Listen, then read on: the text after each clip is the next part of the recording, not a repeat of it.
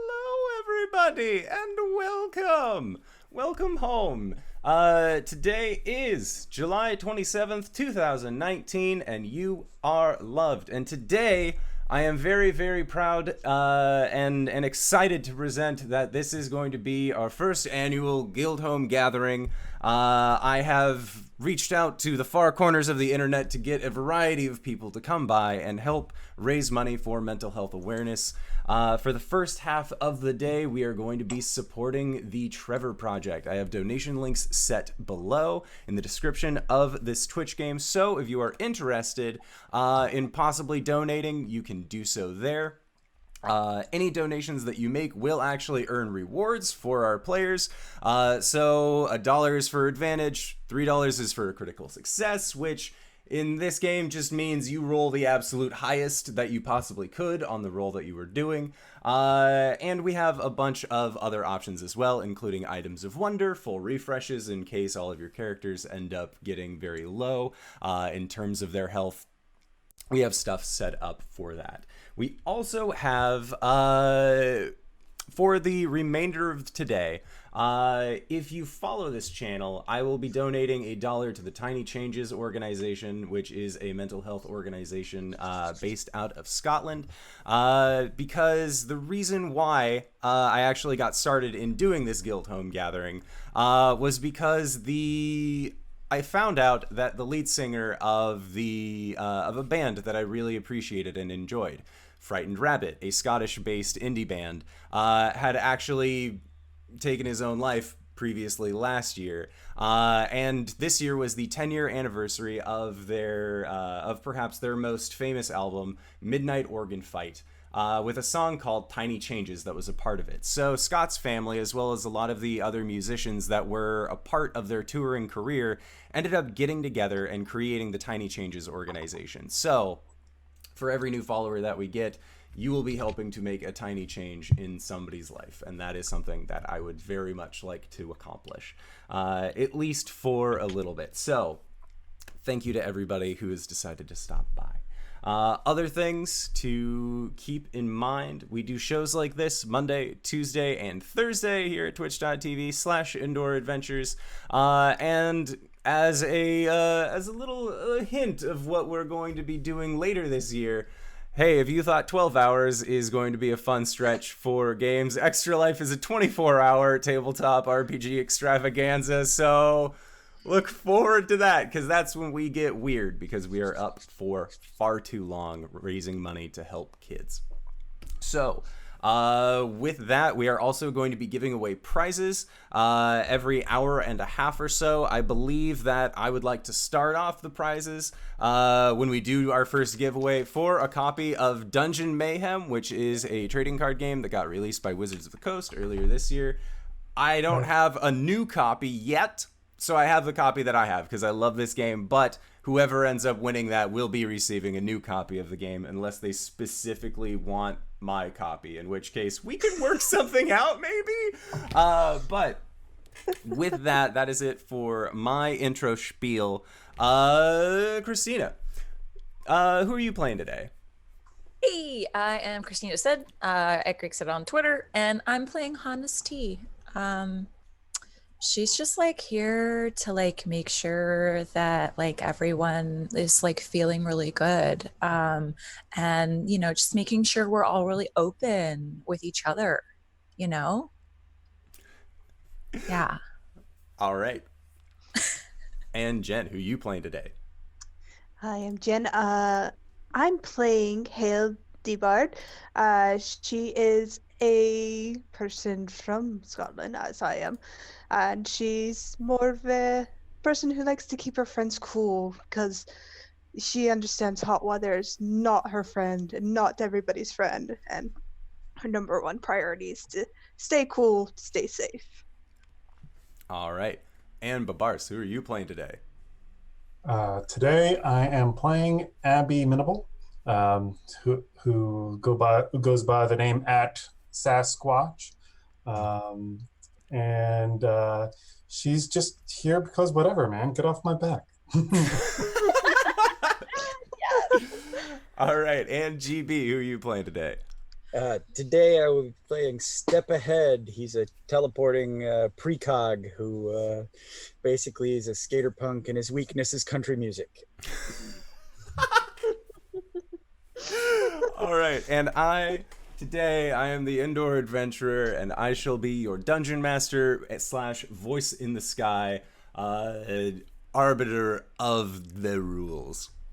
So, before we begin, we are going to be getting into a little bit of the setting, so that way you guys know where you are at. Currently, you are, GB, you know this place, partially well. It is the city of New Portsburg, home to a variety of superhero types. Previously, last summer, they were able to ward off the big freeze that was threatening to overtake the entire town, as a giant refrigerator freezer unit had descended upon the city, and was attempting to actually just throw everything into a new ice age, as a group of cold-themed villains had banded together in an attempt to bring down the temperature to an absolute zero. But a group of plucky superheroes was able to actually defend and ward off against these ne'er-do-wells, and were able to save the day. This adventure takes place about a year after the fact. And you are all a newly formed superhero group, or at least you have been a superhero group long enough to be able to have some kind of recognition with each other. And when our scene starts off, you are all in the halls of justice at your superhero organization, actually hanging out with the caffeine at the local coffee shop that she has sort of been in charge of over the last year to really help out everybody with their caffeination needs, whether it be coffee, tea, or maybe you're just really into ginseng and you need something to nibble on. Well, caffeine has your back. And as you're all enjoying your drinks, let's go around the table. What do you all look like, to help the audience as well as myself kind of get a better understanding of what characters we have today? So let's start with the camera going over towards Hannah's tea. What does Hannah's tea look like? Hannah's tea. Hannah's tea. She very much enjoys like some neutrals, some buffs, some dark like forest greens, very leafy, things going on. But right now she's extremely nervous. She does not like coffee. Coffee is in fact her weakness, and she might be freaking out just quite a bit, just probably trying to make herself look as small as possible while like clutching her green tea. All right, excellent. Next up, Hale. What does Hale the Bard look like? She is something out of 1980s London. Has a rock metal shirt on her, torn up clothes, spiky mohawk, great flash of like red and greens in her hair, and she looks like she just shouldn't be in this place, because I imagine caffeine is very upscale and she's just not fitting in that aspect. She has plaid tweed color trousers, and she's kind of taking coffee away from Hannah because tea's her weakness, and she's taking all the coffee to her and trying to ignore the lemon cakes that are off in the corner, because she just loves lemon cakes. All right, fair enough. And what does at Sasquatch look like? So she is a 6'6" Sasquatch. She's a teenager. She's very fashionable. She wears size 24 Uggs, and inexplicably she also wears skinny jeans. Not sure how. Nobody really knows how she gets it over the feet, but she does. Amazing. She's kind of sitting off a little bit away from the other people, and she's kind of absorbed in her phone right now. She's not really paying attention to the rest of the crew. Occasionally, she looks up at somebody and rolls an eye or something like that. All right, sounds good. And what does Step Ahead look like? So step ahead as Hail the Bard is pulling coffee away from Honesty. He's like, okay, and he's tipping them back. He's just downing them and like, pitching the cups towards a garbage can away from the group, and fidgets constantly. And at times he just disappears and reappears somewhere else because he can't sit still. And he's not a speedster. He's actually going from one place to another. Skater punk, probably a hoodie of some type with a band name or a cool gym like this one that you guys anyway. And yeah, he just looks like a skater punk who just can't sit still. So it's total movement constant. All right. And I would also like to say, Humalu, thank you for the follow. $1 has been donated in your name to the Tiny Changes organization. And Graybeard, since you are on this channel, what happens when people follow while you're here?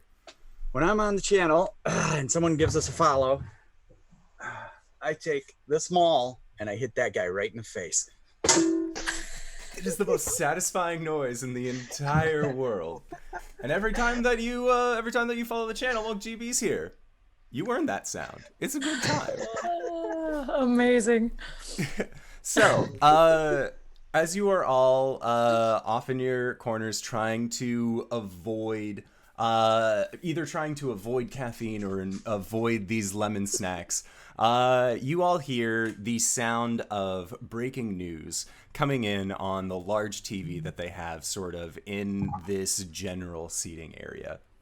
And it is the very standard, just do do do do do do do do. And you see large, as the screen begins to shift, there is actually a large breaking news banner that swaths over it. And you see that there, behind a table, is what looks to be a Doberman Pinscher wearing a very nice fancy suit, and you can see that there's a little nameplate in front of him that says Bob Barker, and sitting next to him is a Wolfman, also in a very fine suit that says Wolf Blitzen, and they are the newscasters, and Bob Barker explains, as it would turn out, things are getting rough here in New Portsburg. As you may have seen, looking out onto the night sky, stars are disappearing. Experts aren't sure whether the moon will last another week or so, but that's all the information that I really have. So we are going to be going to the Bad News Bear to find out exactly how rough this situation is going to be. And you watch as the scene transitions over, and there is a bear with he looks like he's wearing yellow Wellington boots. He has a very nice umbrella over his head, as well as a microphone. And he's in a stormy location. It's a perfectly nice day out, but he is always in a stormy location, it would seem. And the Bad News Bear explains, the stars haven't gone missing, Bob. There's actually a giant woman floating through the sky on a collision course with this planet.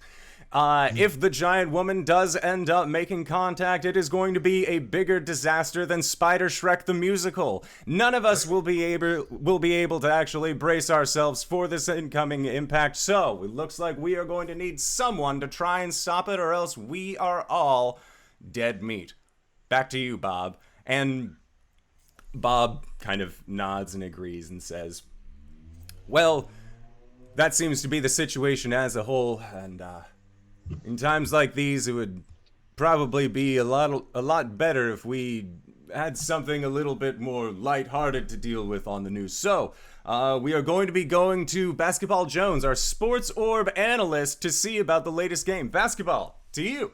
And as he does, the screen ends up darkening as caffeine sort of switches off of the channel. She doesn't need to hear any more about this. She is not a sports orb enthusiast, let alone a fan of the local sports orb team.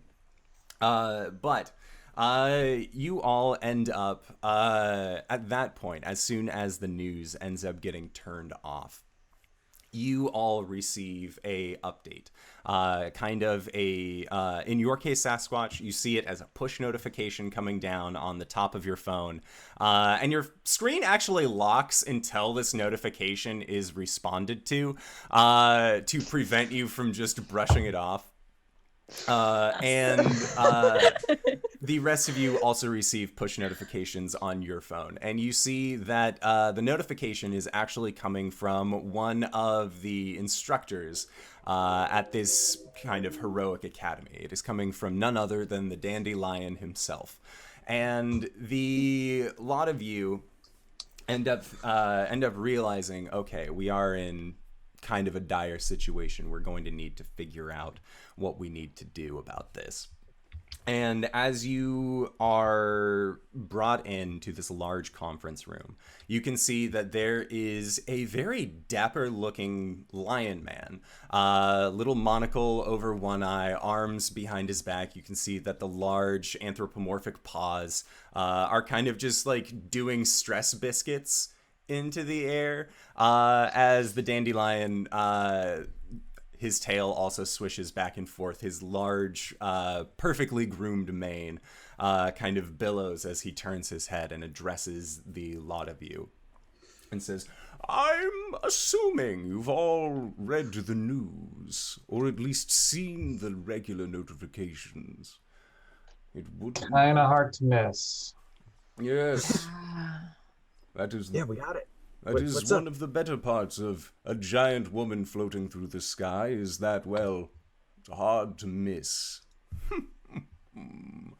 Now, I would like to call upon the four of you to see about this situation, as we've never really had a extraterrestrial entity of such a sort making its way towards our planet. Typically, they would arrive in smaller ships or send some baked goods first to let us know that they mean no harm. However, it would appear that all contact that we have made towards this ship or towards this woman have completely gone by the wayside. However, we do have somebody who would appear to know at least something about what's going on. So, if you would be so kind, and the dandelion motions to the shadows, and coming out from the shadows, you see that there is a man wearing very humbled-looking garb. He has a kind of tattered green cloak around his back, and you can see, especially for you, Bard, that he actually has a lute strapped to his back. He has long red hair, and he just looks very tired for the most part. He seems like he has had many a sleepless night, and as he approaches, he says, "Well, thank you, Dandelion. Hello, heroes.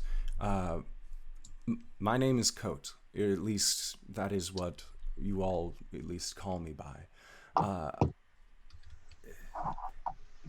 For quite some time, I have been the follower of what some of you would call a deity, others would call, well," and he motions to the large screen, "a giant woman in space.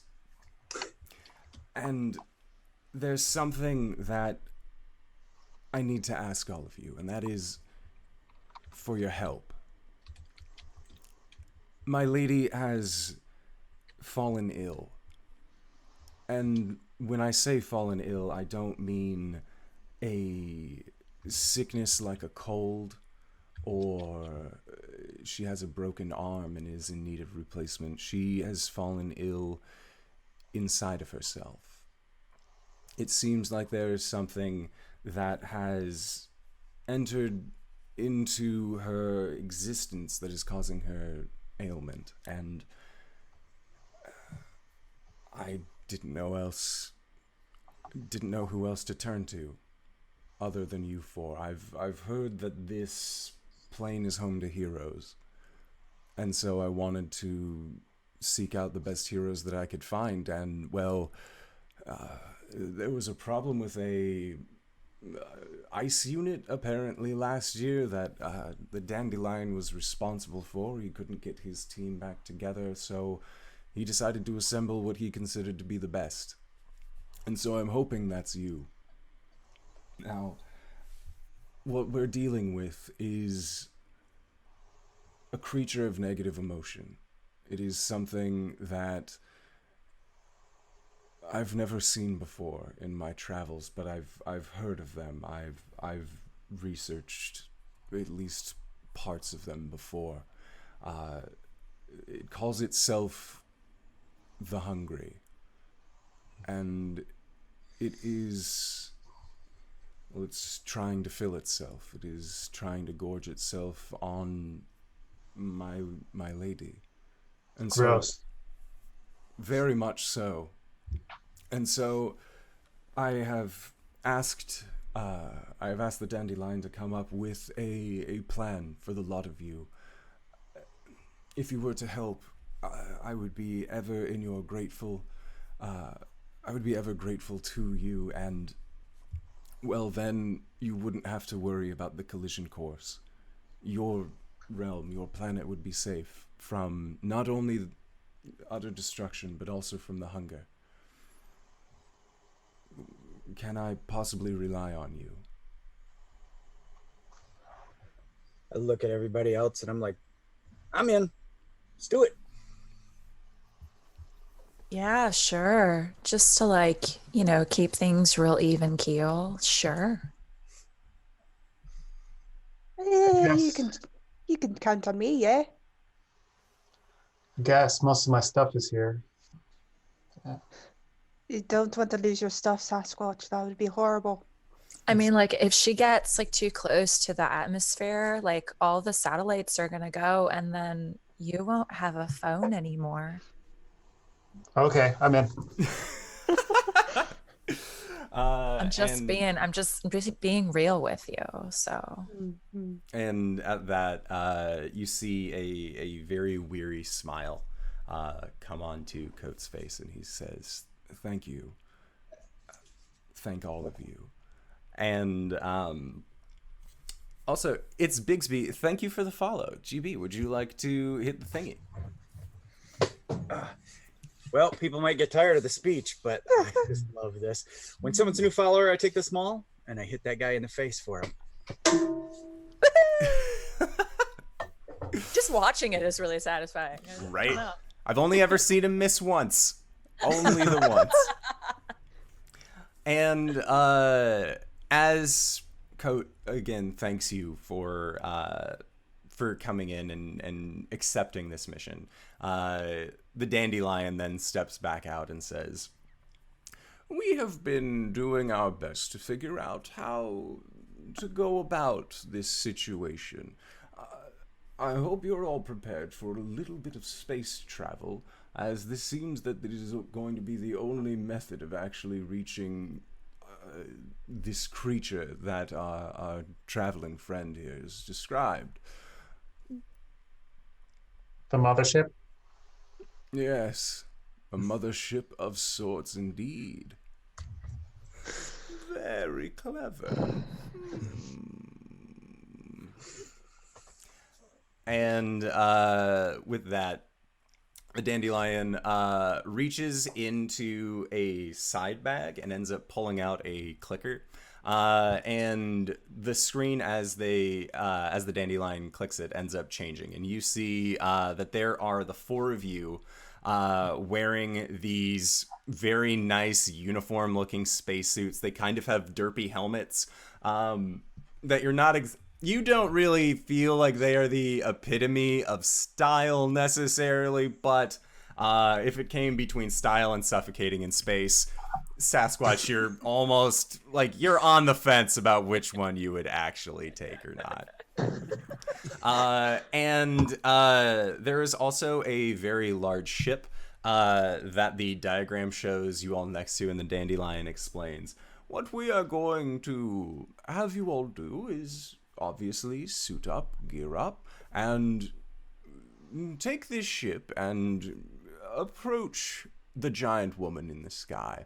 Upon reaching a safe enough distance, the ship's shields will activate, causing it to shrink down to a very small size, allowing you to enter inside of this giant woman's bloodstream and possibly find the hunger and defeat it, as it were, or at least capture it.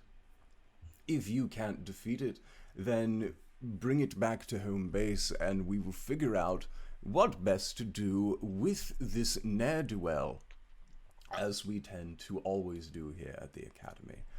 Do you have any further questions from me? We don't really know much of what is inside, but we have our assumptions. I cannot Question for hear Coat. you, Honesty. Question for Coat. Any idea when the third book is coming out? And as you say that, you see Coat just sort of like give a very shifty eye, and he says, "I'm working on it. Don't worry about that. We have bigger problems right now than my story." It's been 5 years.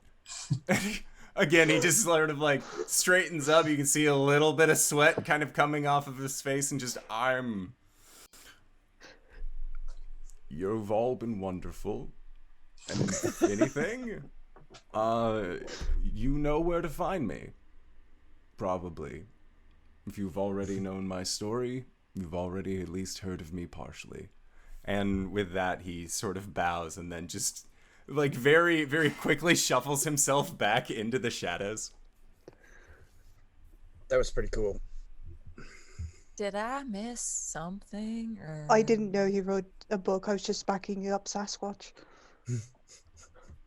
Thanks. And the dandelion says, "Well, if you have no more questions for me, You said that you might assume what's in there. Like, what are you assuming? Well, what's inside of any person, really? This seems just like a rather large person. Now, I'm assuming that it would be a whole slew of antibodies, white blood cells, red blood cells, occasionally a little bit of misplaced fat, but it really shouldn't be as terrible as it's made out to be. As far as where the hunger is, we're not entirely sure. My recommendation is possibly when you get inside to either do a scan of sorts or figure out some other way of detecting where this creature would be. Do you think that would be able to be in your purview? I look at everybody. Yeah, I mean, the white blood cells aren't going to attack us, right? I think they'd like attack the ship, but then like once the Right. ship's done, then they'd come after us. Yeah. I mean, it's antibodies 101. Yeah. Yes. Okay, that's weird, but all right, let's do it. All right, and with that, the camera kind of pivots over and focuses on the screen, and as it does, you see that the grainy texture that is on the screen ends up fading away and turning into a revealing you guys to be then wearing the same kind of spacesuits standing next to the large ship as we transition over. And as the ship is getting prepared, you see that many other members of the Academy are there wishing you well. Microwave, the surfing gnome with sun powers, is there giving you finger guns, telling you to have a safe ride. He seems to actually be in charge of most of the operations for entering and exiting the planet, being very in tune with solar waves, and kind of knows the best ones to actually ride to get out to the giant lady in a very easy manner of time. And as you all gear up and actually get into this large ship, you can see that Microwave, the Dandelion, and there also seems to be a giant bug man whose arms are, you see some of them are kind of brought up to the side, but then there are his two larger ones that are kind of turning on gears. They all seem to be, or dials and switches, and it seems like they are all getting ready to actually launch you all into space. And as you prepare, you can feel the cockpit begin to rumble ever so gently as the engines pick up from beneath you. And over the intercom, you hear the Dandelion say, just remember, be careful, and if you find yourself in a dire situation, your communications device should be able to return you back to base safe and soundly. But make sure this doesn't happen, as we don't want to leave any of our technology among a place where we aren't exactly sure what the consequences of it would be. And then the comm goes, and then before the comm goes silent, he says, "Good luck, heroes. I'm sure you won't need it, but know that ground control believes in you." And with that, you feel a sudden pull of gravitational force coming from you, coming against you, as the ship begins to go up into the sky. Who is the captain of this ship as you guys are sailing upwards out of the stratosphere? Oh, like piloting it? Or at least who is kind of taking head of the navigation courses, as this isn't necessarily on an automated system. There seems to at least still be a two-way relay between you and ground control. Step ahead, fine. He's like, click. This thing doesn't go fast enough. And nobody saw it happen, but he's got like Nofex and Misfit stickers and stuff all over his suit, like on the back and everywhere else. Oh, it's, yeah. Bad religion, suicidal tendencies, you name it. Oh, yeah, no, he has a battle jacket, for sure.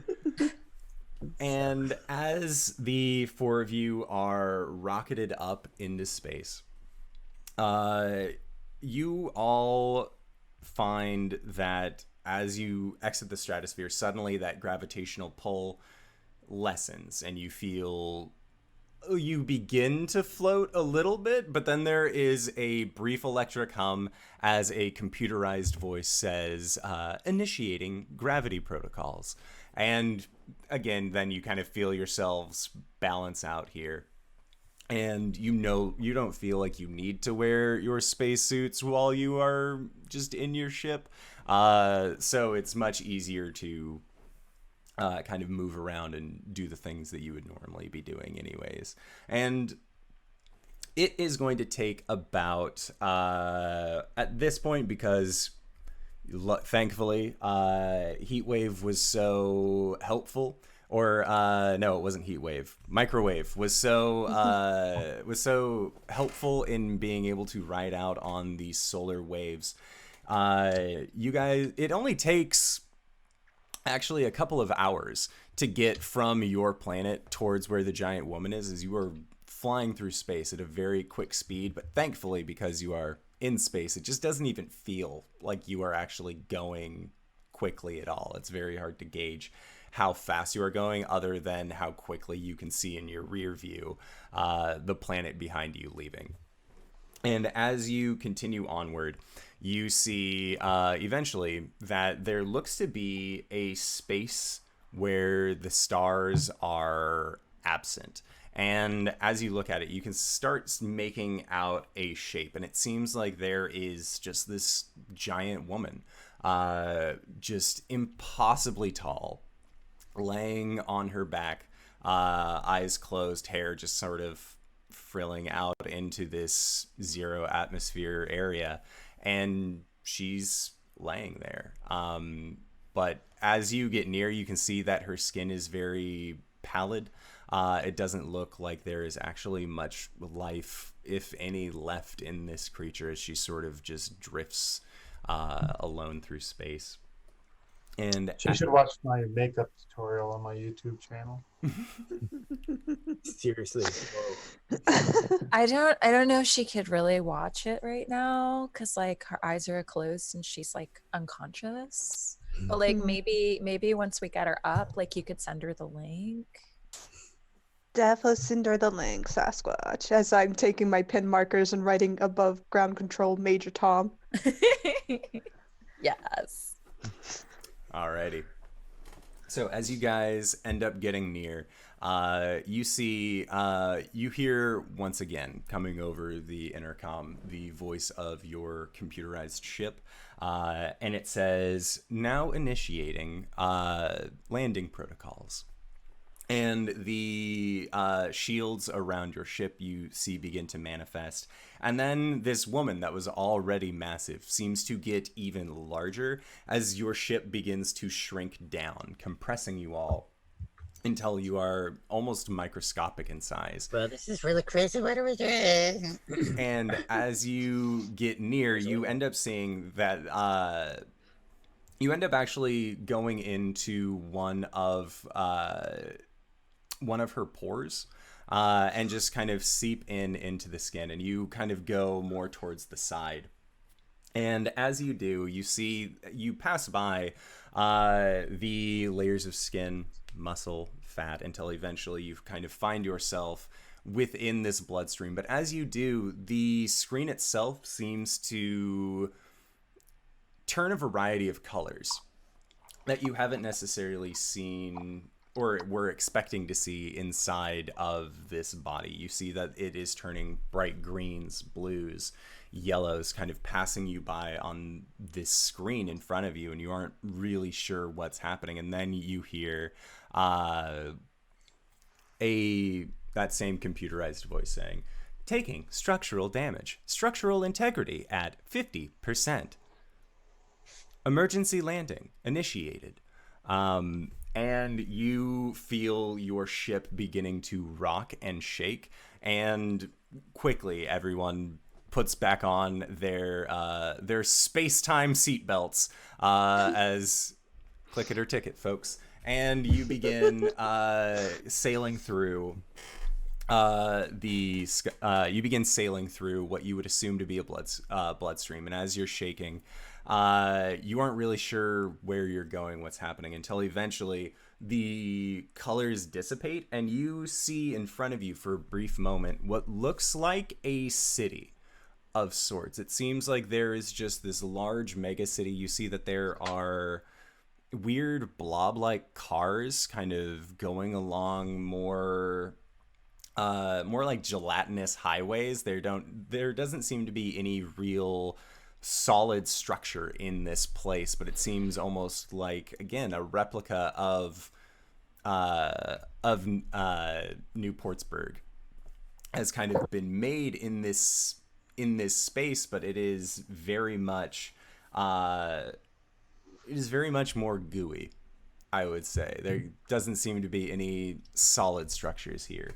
And as your ship ends up crashing, you feel that weight kind of pouring out from around you. And as you look around, it is dark out as you look up, and you can see that there is kind of like this weird sun-moon thing that seems to just be glowing, and then it has been dissipating to create this more low-light surrounding area. And you see that there are all of these, again, kind of almost trees that have been broken out as you guys have crashed forward. And you feel the ship that you're in come to a stop. And as it comes to the stop, you can see, kind of looking around, that you are next to what almost looks like a lake. And if a lake was more of like a more vibrant green color, you're not sure if this is like an acid pool or an actual place to swim, but it looks from perspective wise, it does look more lake-like. And you hear on the overhead that oxygen levels are outside oxygen levels are acceptable. Is anyone else hungry? I'm a bit peckish here. I'm always hungry, but Like I guess since like we're about to go deal with something that like is called like hunger, then like maybe we should eat. cool. I think they have some astronaut ice cream in the back. We should I'm Let's get do some of that. I'll go get some of the freeze-dried ice cream for everybody.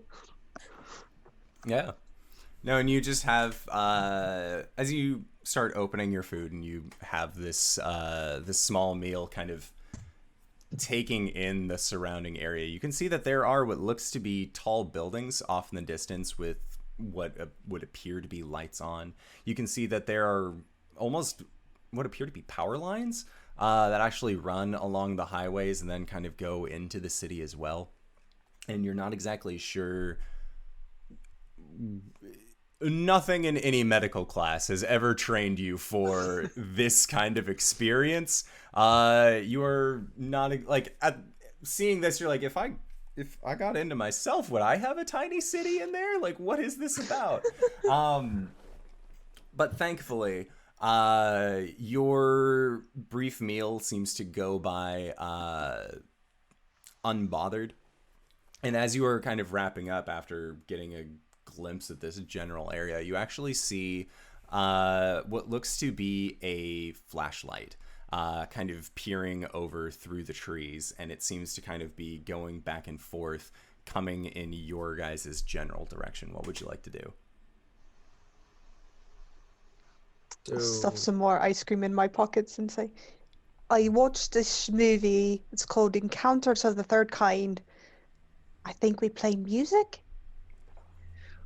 Bum, bum, bum, bum.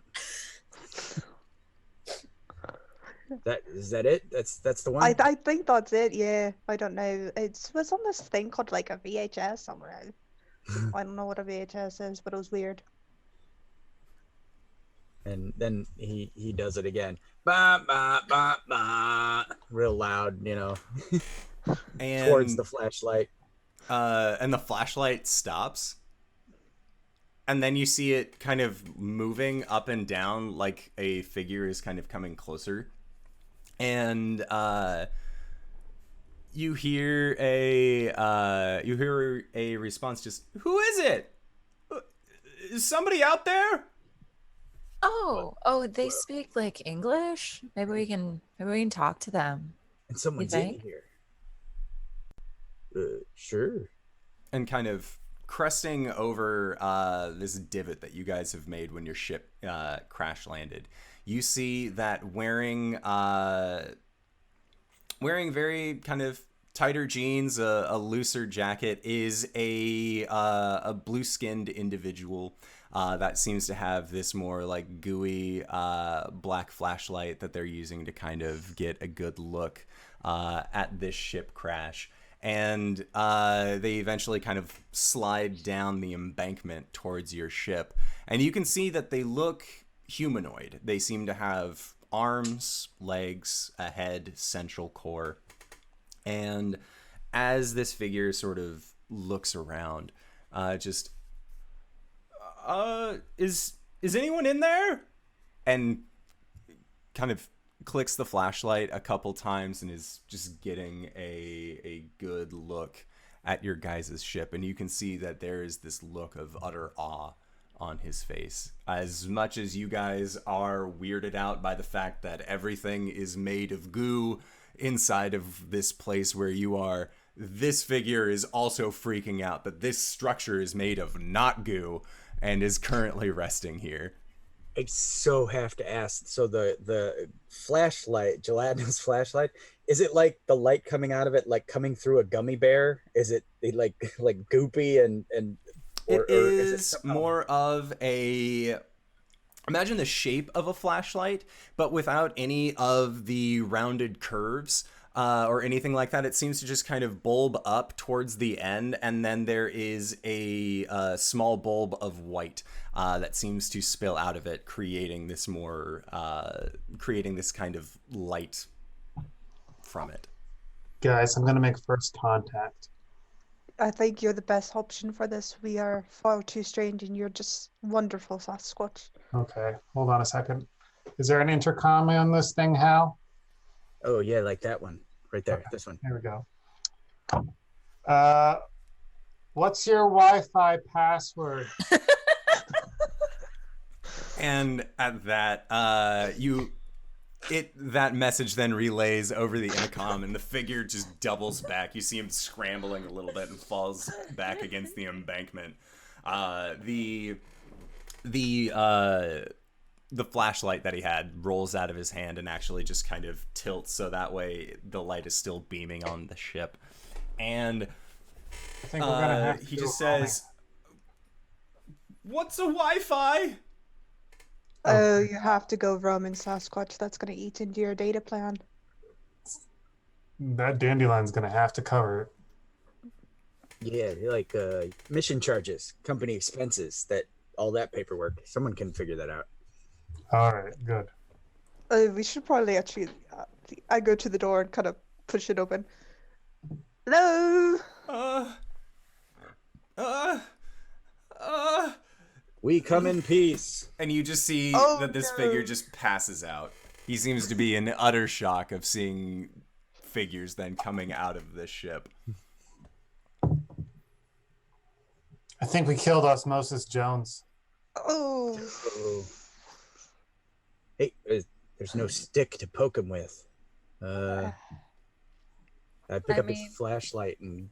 He might be like helpful to like introduce us and stuff. So like maybe we help him. Sure. Hey. Hey. I think you have to pat his face. That's how they do it in the movies. Oh, okay. Hey. Hello. Hey. It's okay. It's okay. It's really cool. Like we're all cool. Everything's fine. Yeah, be mellow, Jello. We're here to Good. help. You want a jelly baby? What? Who Pull out are you some candy. people? So we're here to help. I even said we come in peace. We're the Flash Gordons. All right. Cool Flash Gordons. If that's the name that you're all choosing to go by. I'm Mitosis Smith. It's nice to meet all of you. You're not here to eat us, are you? You're not gonna kill us? Gross. No. Cannibalism. No. I mean, but Plus, like we ate on the ship, so like I knew this would come in handy. So no, we're fine. We're good. he does look like a gummy bear, man. Come on. No. I'm not going to. I said the peace thing. We're good, but I mean, I have jelly babies. It's fine. okay. Take some jelly babies.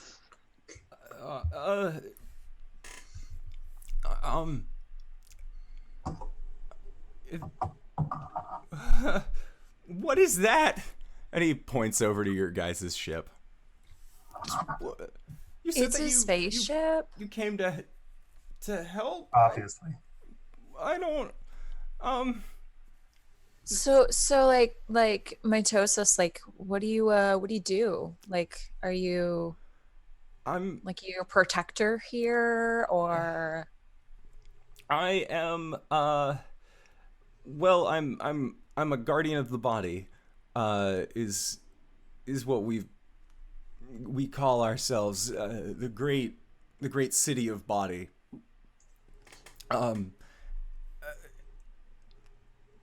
You're doing a super good job being brave, great protector. It would be a lot easier to be brave if aliens weren't coming, and on what seems like a regular basis at this point. Oh, there have been like more aliens. Ugh. There was one, at least some kind of alien body. I assume he's not like us. We're trained in handling diseases and ailments, but this seems like something completely out of our purview.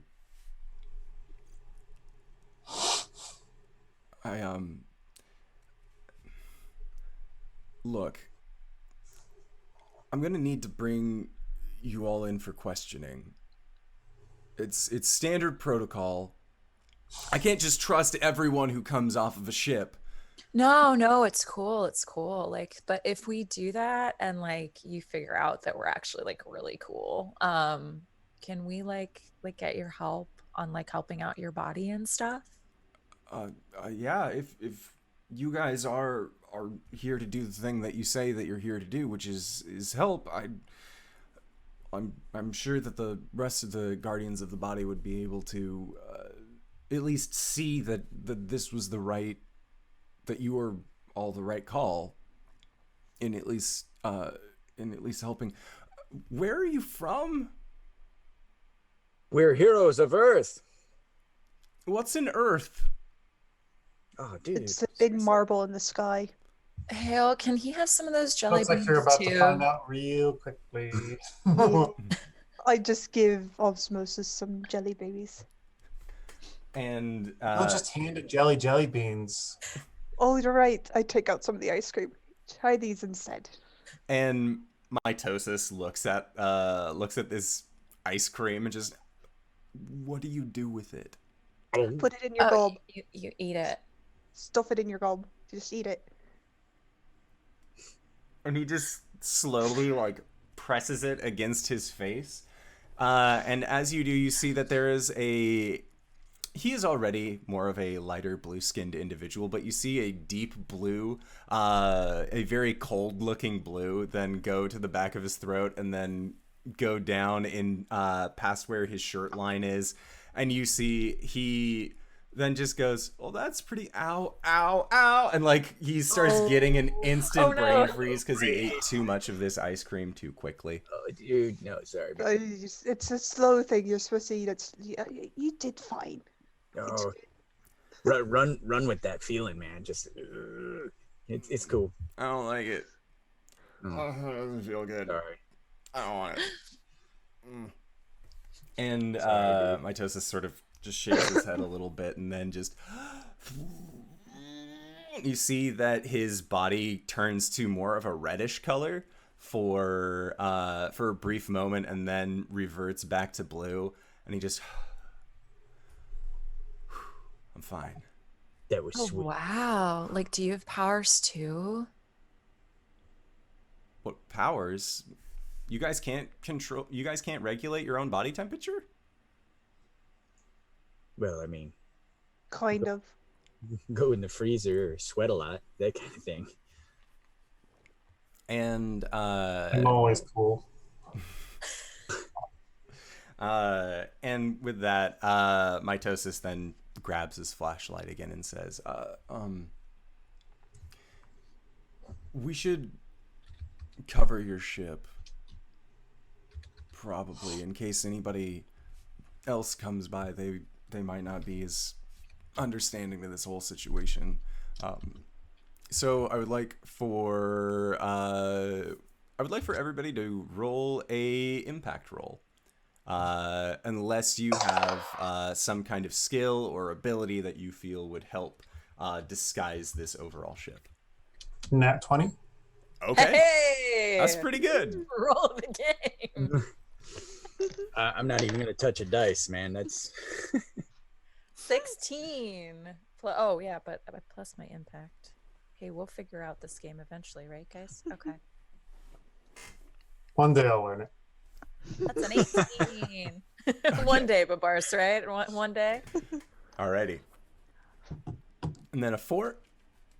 Sounds good. So, Hale, you are having a a more difficult time trying to put a bunch of cover on the ship from what you are used to. If ever you were like the crash landing scenario that you were trained for was to take brush and anything that you could around and try and throw it up onto the ship if you could, but all of the brush around here is very much less than solid, and as you go to kind of like pluck it off, it just feels weird in your hands, and you feel your fingers getting sticky, which is just a bad time for everyone. Can I just park it behind a billboard a la Back to the Future?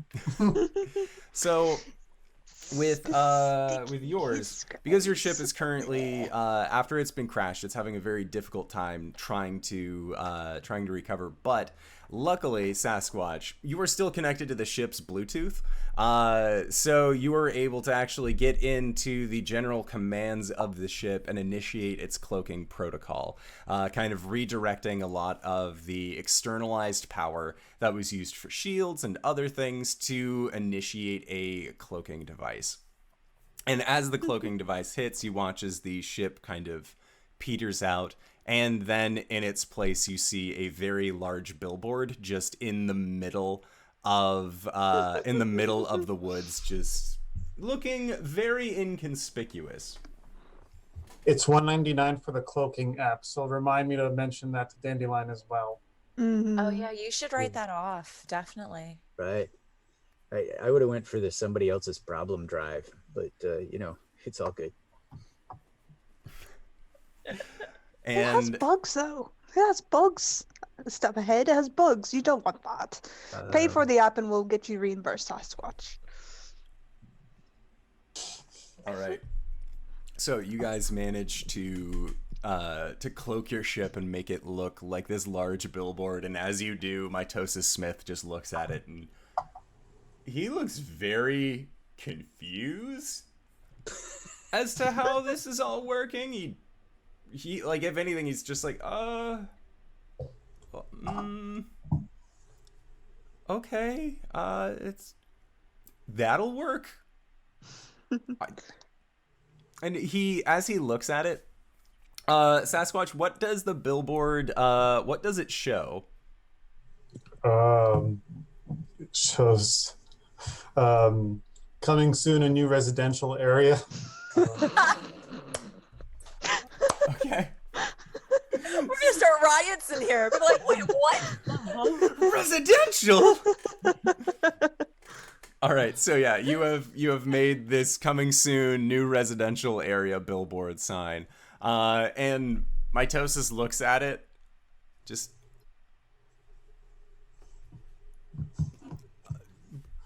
good. Underneath that it says Colon Springs. And you just, it's like, okay,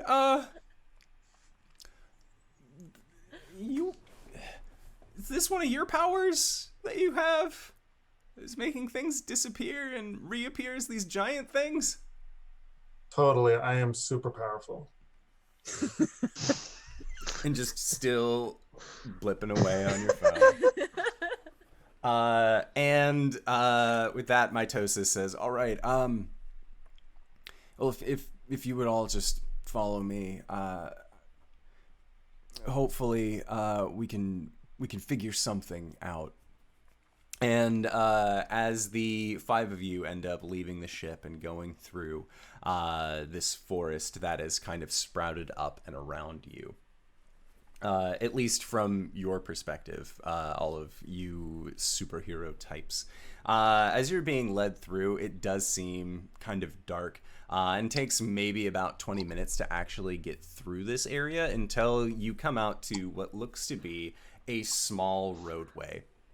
And at this roadway, you can see that there is a black car-esque blob. You see that it looks like a police cruiser, but rather than having doors, it just seems to continue on that with these small little windows. on either side. You don't see any wheels on it. It looks like it is just resting on the ground. And as you all walk, there is just this kind of weird squishing noise that seems to accompany you everywhere that you go. As, again, there doesn't seem to be any truly solid object within this place outside of the four of you and your ship. And as you make it to the ship, Mitosis actually grabs the lower part of the window and the upper part and stretches it out. It says, "All right, get in." And the whole time we were going there, Step Ahead was humming the Gummy Bears theme song. Okay. I'll say make an impact roll. And that's a D20 impact. Oh. Oh. Natty 1. Oh. I saw that I had muted myself on accident. So, what could have happened in that scenario was that you could have gotten the Gummy Bears theme stuck in Mitosis Smith's head as well, but now it seems like it still has gotten itself kind of seated into his brain place, but the only difficult part about it on his end is that now he only has the chorus, but only the beat. They are the Gummy Bears. Okay. Yep, he has that bit, just they are the Gummy Bears, but that's it. He has no other part of the song after hearing you humming it. And it may end up coming back to bite him later, but for now it's fine. And as you all kind of climb out and get onto this road, who is going into the back of this cruiser? And there does seem to be one side that you could possibly get in the front as well to ride shotgun. Shotgun. Oh. and I teleport there. You just teleport into the shotgun seat. You can't do that, Step Ahead. That's not fair. I called it because I knew you were going to say it. That's why I said it first. Begrudgingly get in the back. And Mitosis just puts his hands on his hips and just shakes his head and just... Aliens.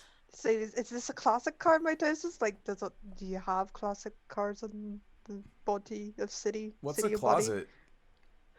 Oh, okay. I just gotta eat a gummy bear. Okay.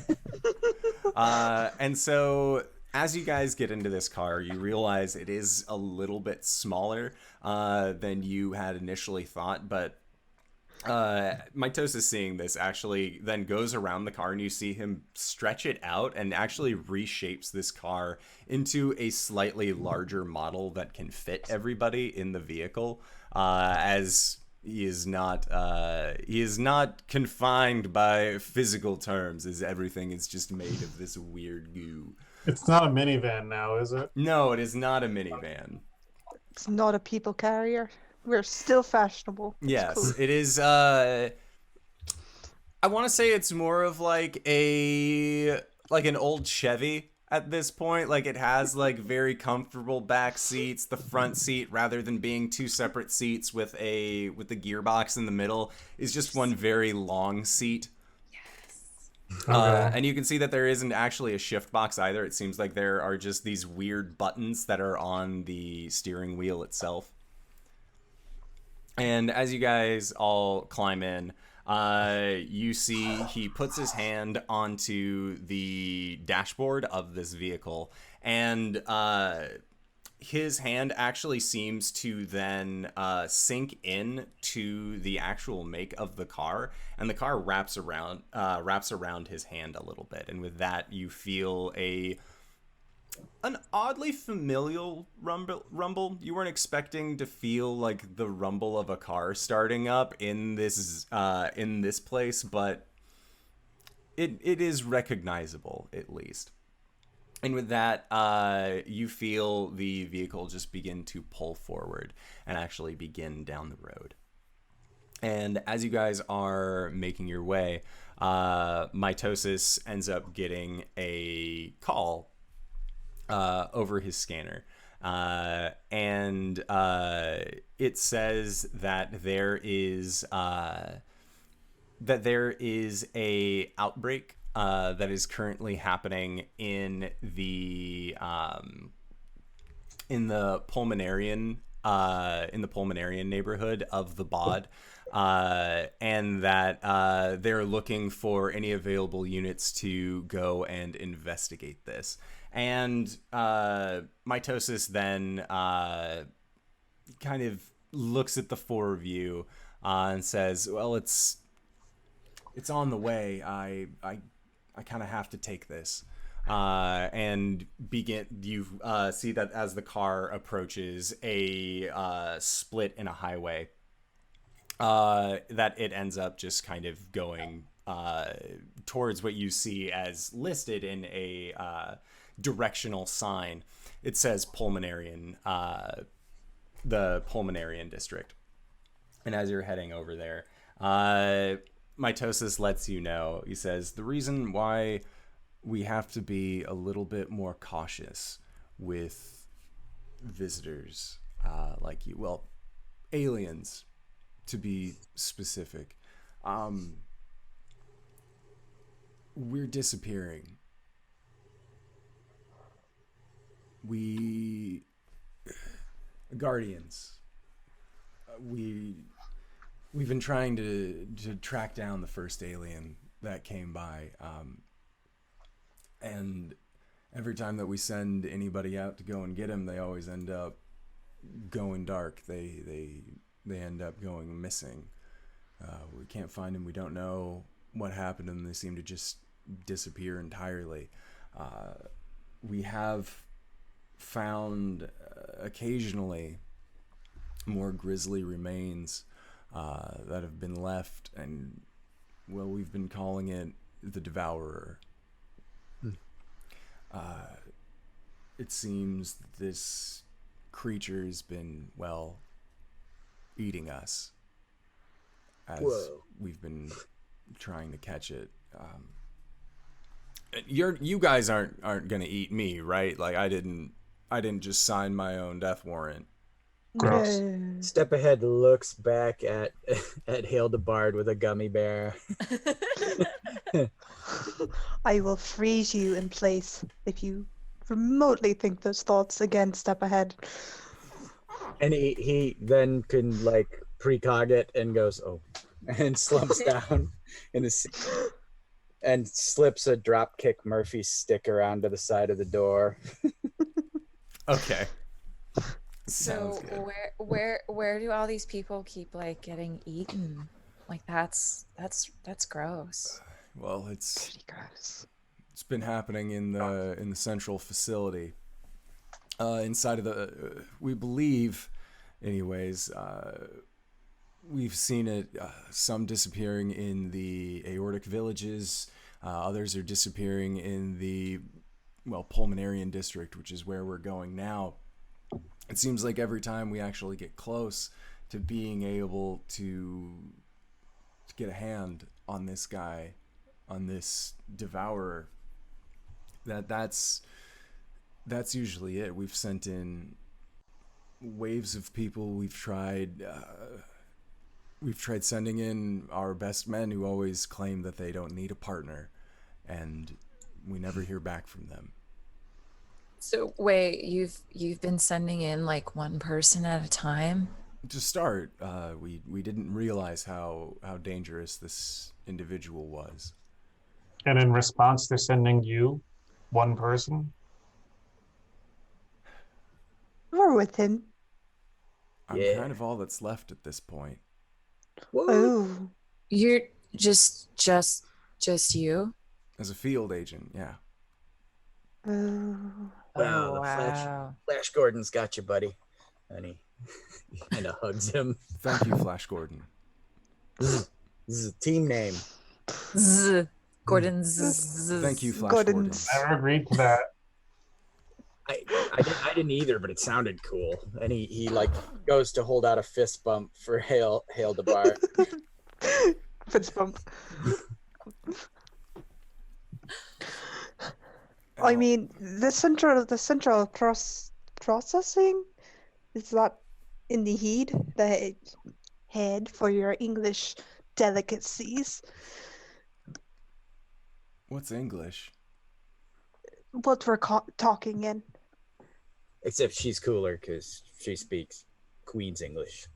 Yeah. It's cool. They just. It seems like these words are just lost on Mitosis Smith. He does not understand what half of them are meaning. The processing center, where is that? Is that north or is it elsewhere? There words. I fashioned them.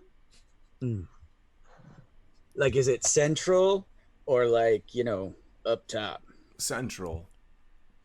Oh, we're gonna be going there right now. What we've seen, anyways, is that there have been smaller scale. It's almost like things are getting sabotaged. He's trying to cut the power to the surrounding areas. I'm not exactly sure, but whenever we go by, it looks like this creature is taking it into itself to try and become stronger. When we documented it, when it first came in, it seemed lost, it seemed afraid. We tried to reason with it as best we could, and that's when it escaped. And then these things started happening, and now it's using that excess power to break off into tinier parts of itself and spreading these wretched little things all around. Whoa, that's crazy. Oh. All right, let's go take care of this thing for you, I guess, since you guys can't handle it on your own. Well, I think that was the problem, was like it was like they were on their own and then just like all on their own, and then like now he's just on his own. Yeah, it was a really bad, like vicious cycle, I think. Great leadership, guys. My choice is, I'm going to say you have to stay in your jelly car while we deal with it a bit. Oh, wait, whoa. He stays in the jelly car. The thing gets him in the jelly car while we're on the thing.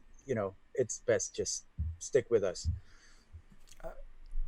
As much as I appreciate your sense of worry, I feel like I'll need to at least be with you for some parts of this, mostly because I'm still a point of authority here. If the rest of the town just sees 4 aliens tromping through, they're gonna think that it's going to be the same problem that we've seen before, but worse. That makes sense. You can protect yourself, right? And you see that he reaches into his coat and he pulls out what looks to be a kind of gelatinous looking firearm, and he says, "Best in the academy," and he puts it back into his holster. Okay, that was like cool. It looked like a sex toy, but it was cool. Just punched up ahead's arm. All right. Double gross. And then as you guys pull up to this small neighborhood, you see that it's very dim compared to a lot of the area that you've been to before. It seems like this generalized area actually has there are fewer lights on. There are less of these other kind of cellular people out moving about, and it seems very much more abandoned than previously, or at least previously that you guys have seen kind of going through this area. And as you pull up, you can kind of see in the streets that look like It looks like one of these buildings is that's near the street side. Actually has a mass of moving darkness around one of its bases. And as Mitosis flicks on his flashlight from inside of the car and shines it over to the mass of black, you can see that there are forms, these tiny forms, maybe about football size, that have these kind of circular mouths that have nasty teeth coming from every direction, and these two little legs coming from the bottom, and they seem to just be eating the side of this building. And as they are biting into it, eventually you see them kind of disperse down an alleyway after the light has been shined on them for a extended period of time. And then you hear the sound of bands snapping and breaking. And as you do, you watch as this building actually leans over and is beginning to collapse down into the street. And you can see that this building is tall enough that it is going to actually be going across the street as well, possibly hitting the small other buildings that are there. What would you guys like to do? Is there any people that the building's gonna fall on? You believe that there might be you can see that there are some lights on in the building that is across the street. It seems like there actually are some people that are in there as well. All right. I'll teleport over if I can. Okay. Yeah, so you teleport over. The building is currently on its way, collapsing down on you. You know that you only have a handful of seconds to try and do everything that you would like to do. Okay. So, folks, I come in peace. And I'm hoping it scares the hell out of them like it did Mitosis, and they run so they can get out of the building. Yeah. And if anybody looks infirm or can't get out, I'll snatch them and try to teleport with them. Make an impact roll. All right. Impact. With my 2 + 2, 19. Okay. So with your 19, you pop over and say, "We came in peace," trying to just sort of scare the bejesus out of these other cellular forms. And they see you, and you see this little kid just point at you and just, ah! He is terrified at this man who just popped out of nowhere and said that you come in peace, showing your physical digits, which is something that this child is just baffled by. And they begin running out of the backside of the building. This building is still going to be falling towards you. Are you just going to be teleporting then out of the way? Yeah, if I think everybody's out, I'm gonna sit there last second, and just as it just starts to hit, then I go, because it's cool. Okay. Sounds good. So, yeah, as this building is about to collapse, the three of you you've seen Step Ahead do this before. He's just an adrenaline junkie, and having this building come down close to him is something that's in his purview. But Mitosis reaches out his hand and just, "No! New friend!" He does this a lot. It's okay. He'll be fine. And I'll with stick that, a teddy baby in his hand. and then Step Ahead, are you just teleporting back to the inside of the car or just slightly near it? If they're, I guess I wouldn't see. So I guess I would go back into the car, not knowing if they had gotten out of the vehicle or not. So, Okay. Yeah, back into the shotgun spot. Yeah, and it seems like everyone is still here. Nobody has exited the car. It seemed like you had just moved too quickly for them to really get any kind of headway on. But with that, I now haven't even looked up for my phone yet. Nope. no. And with that, you see that individuals are then coming out of their homes and are starting to look around at this collapsed building. And Mitosis then gets out of the vehicle and states that he is going to be going around to collect witness reports to see kind of what happened here. You guys had seen those small creatures eating at the side of the building, but he is trying to figure out if this is a common occurrence in this area or if they possibly saw more than just these smaller individuals.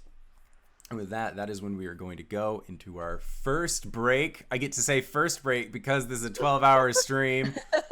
So look forward to a bunch more breaks today. But I would like to say thank you to these wonderful players for coming by and enjoying our adventures inside of the giant lady. We are going to try and be back in 5 to 10 minutes, so don't go no place unless it is to grab a food, grab a drink, grab a friend, or possibly go to any of the donation links that we have set below and consider donating to either the Trevor Project, the Take This organization, or Tiny Changes, and we will see you guys shortly. Also, when we come back from the break, I'm going to then be throwing up the giveaway link for your copy of Dungeon World. So consider sticking around, and we will see you guys shortly. All right, everybody. Bye-bye. Hello, everybody, and welcome back. We are going to be having our first giveaway today. So you will have 3 minutes from the start of this here giveaway starting to enter into it to win a copy of Dungeon Mayhem. So I'm going to start that there giveaway. The giveaway has started. So all you got to do is just be active in chat, use the exclamation mark giveaway, and you will enter your name into the giveaway listings. So that is all you need to do. With that, though, last we left off, Mitosis Jones had just gotten out of the vehicle that he was in with all of you as he is going to kind of go around and collect statements from witnesses to see if he can possibly learn any more about the events that took place here. Would you guys, what are your guys' plans in doing this? Oh, also, I would like to say thank you to Cyberwolf1201. Thank you to JD Lady for donating to the Trevor Project. Because of your donations, our group now is sitting on 2 critical successes. So everyone, during this stream, if you would like, you can just say, I'm going to use one of my critical tokens and then get a maximum number on whatever you roll. So I am totally down for that. But what would you guys like to do now that this building has kind of collapsed? And it's weird, there's no rubble, there's no like debris or dust. It's more of just like this large gummy building has fallen over onto its side and is more just like, you can see that it's more just like smooshing down and becoming more of like a puddle rather than a pile of rubble. We need this for our cities. This is amazing material. Where'd the critters go? I start walking towards the alleyway, but like not really like nonchalantly. I'm like still on my phone, still walking by. I'm just like not really paying attention to anything around me, but I am making my way down the, I guess, is it still an alleyway if one of the buildings collapsed? The remnants of an alleyway. I mean, it's still alleyway enough as there is bits of building that had been left on one side, as it didn't totally uproot itself when it fell. Okay, so I start making my way, walking down that way.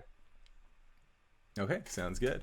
Yeah, so you begin making your way down that way. Are you just kind of like... So you're not really trying to necessarily pay attention for these little ones. So are you trying to like pick up on them via your power, or are you just sort of seeing where this alleyway leads? Yeah, a little bit. Well, actually, I'll say this. I guess I'm using one of my powers. As I walk into the alley, I kind of blur. I start to get blurry, and then I kind of disappear as I go through it because, as you all know, it's Bigfoot get blurry. So that's what I do, and then I start looking around. Like once nobody else is really like looking at me or watching me, I start paying attention and looking around and seeing what I can see about these. Okay. These, So make an impact roll for this. Once you've gotten past the point of people kind of looking over towards you. 21. Okay. So with your 21, as you look, you can see that there was, as it was going up, there seemed to have been a wall that had been at the end of this alleyway as kind of a separator between this side of the street and then later on the next side. But you see that there is actually a hole that seems to have been eaten through this wall, large enough for these smaller creatures to actually make their way through. And as you look at it and kind of look through, you see that there is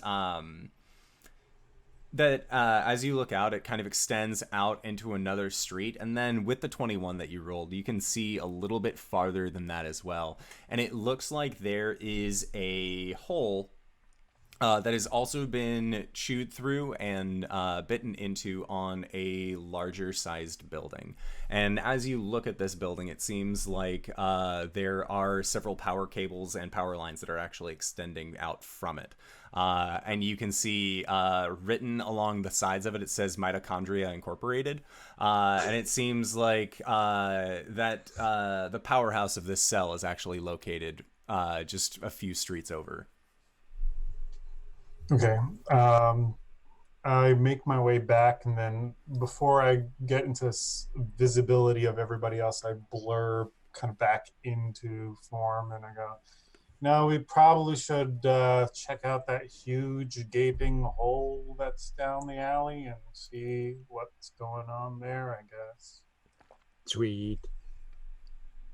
Should we Thoughts, tell Ricky? like mitosis, or do we just like go by ourselves? I'm gonna say, like, for real though, that like going by yourselves has not really worked out so far here. So maybe we should tell him. Just don't stress him out. He might, Can I fall have some apart. more of the jelly babies? Those maybe Oh that'll yeah. keep I him just like produce a big chill. bag of it. Okay. I guess we'll go tell mitosis what's going on. Okay.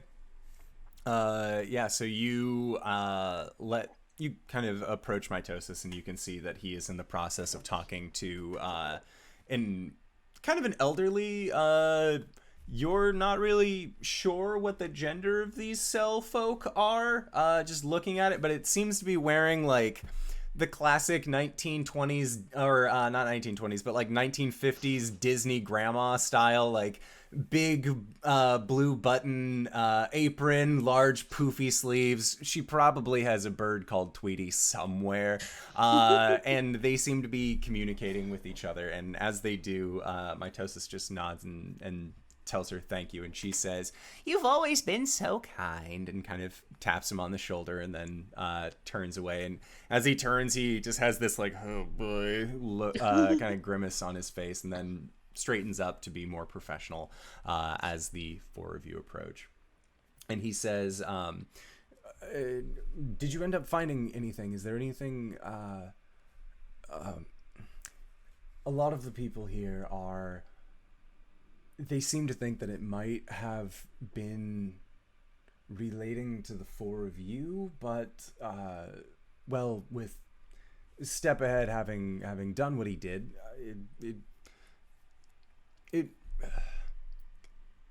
it's helpful, but they're still scared because they don't know who you are. Sorry, dude. I mean, like, we could introduce ourselves and then, hey, we're not like strangers anymore, you know?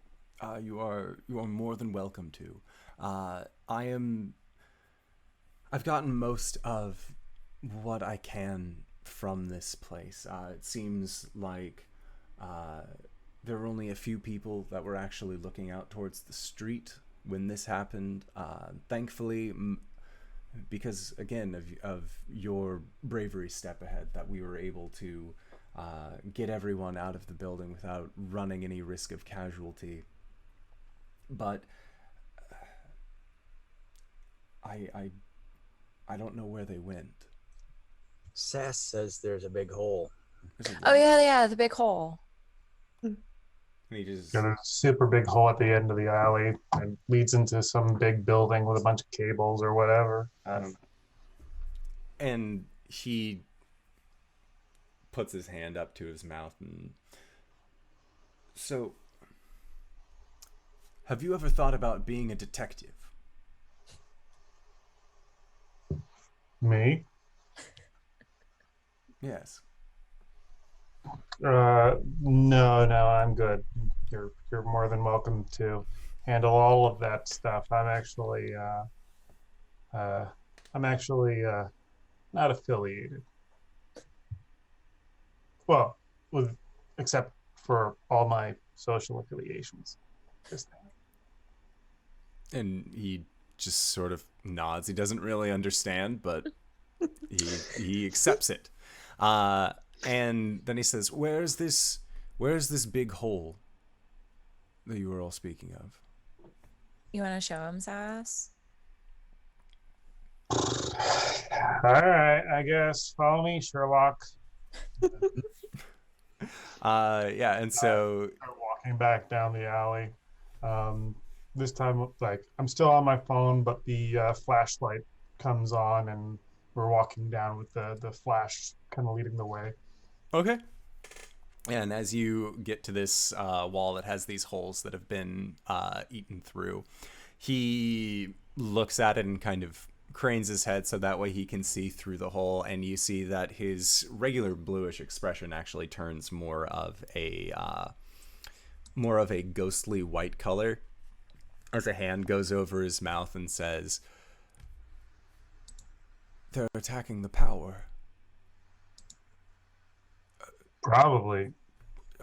Well, mitochondria is the powerhouse of a cell. Thank you. I've been saying that for years. And with that, he says, "All right, we need to figure out a way. Everybody, what do we do?" I'm assuming at this point you'd, I don't know, investigate or something. Yes, you are very right in this. And at that, you see that he exits out of the alleyway that you guys are in, and then kind of following along with him, his car still parked off to the side. The five of you now end up going kind of around the city block until you are next to this kind of larger power plant. And as you enter into it, or at least get close to it, you can see again that there are these holes that have kind of been created into the side of this building. And looking at it, you've seen that throughout your brief stay here in the body of the giant lady, you see that structural damage is very difficult to accomplish in this general area, but it seems like these bite marks are actually preventing any kind of cellular regeneration. It seems like it is just coming to a full stop wherever these small little creatures are actually kind of biting through, which you're pretty sure is why the building had collapsed, is that it wasn't able to recover in and of itself. And getting close to it, Mitosis says, "All right, places like this usually have a back door. Do we want to break off into teams, or do we all want to go together?" Like, team is usually how we do things. All right. Well, if that's the Do you- case, Do you want to be a Flash Gordon, mitosis? I didn't agree to that. We have to have a vote for it, but we can probably make an exception temporary, as we are on a foreign body, and he's being gracious to us, Sass. No, I meant the name. Oh, we're still working on the name, mitosis. That's all right. Flash Gordon or no, I am proud to be a part of this team. And with that, he says, all right, I can stand by the door. And he pulls out his firearm and says, I'll knock 3 times and then we'll go in. Does that sound good to everybody? Mm-hmm. And he sets himself up against the wall. He has his firearm at the ready, and he brings a hand out and knocks 3 times upon the door, and then with that just turns and kicks the door in, and as it swings open, and Sasquatch, your flashlight app is able to kind of illuminate this general area. You see that there are 6 of these large power generators that seem to be coming up from the ground that have all sorts of connections and cables kind of leading from them that then go up to higher located areas. And you see that these smaller creatures are currently biting at the connections for these cables. They don't seem to necessarily be interested in destroying the generators as a whole, but they seem more interested in removing the power from being able to then continue outwards from these buildings. And Mitosis just looks around, and you can see that there are about 6 of these small creatures that all just seem to kind of just be meandering about, just trying to devour as much as they can. What would the 4 of you like to do? I'm gonna hit them if you don't, if you want me to hit them. And Mitosis just nods and levels his firearm towards one of them and says, "Hit them with everything you've got!" All right.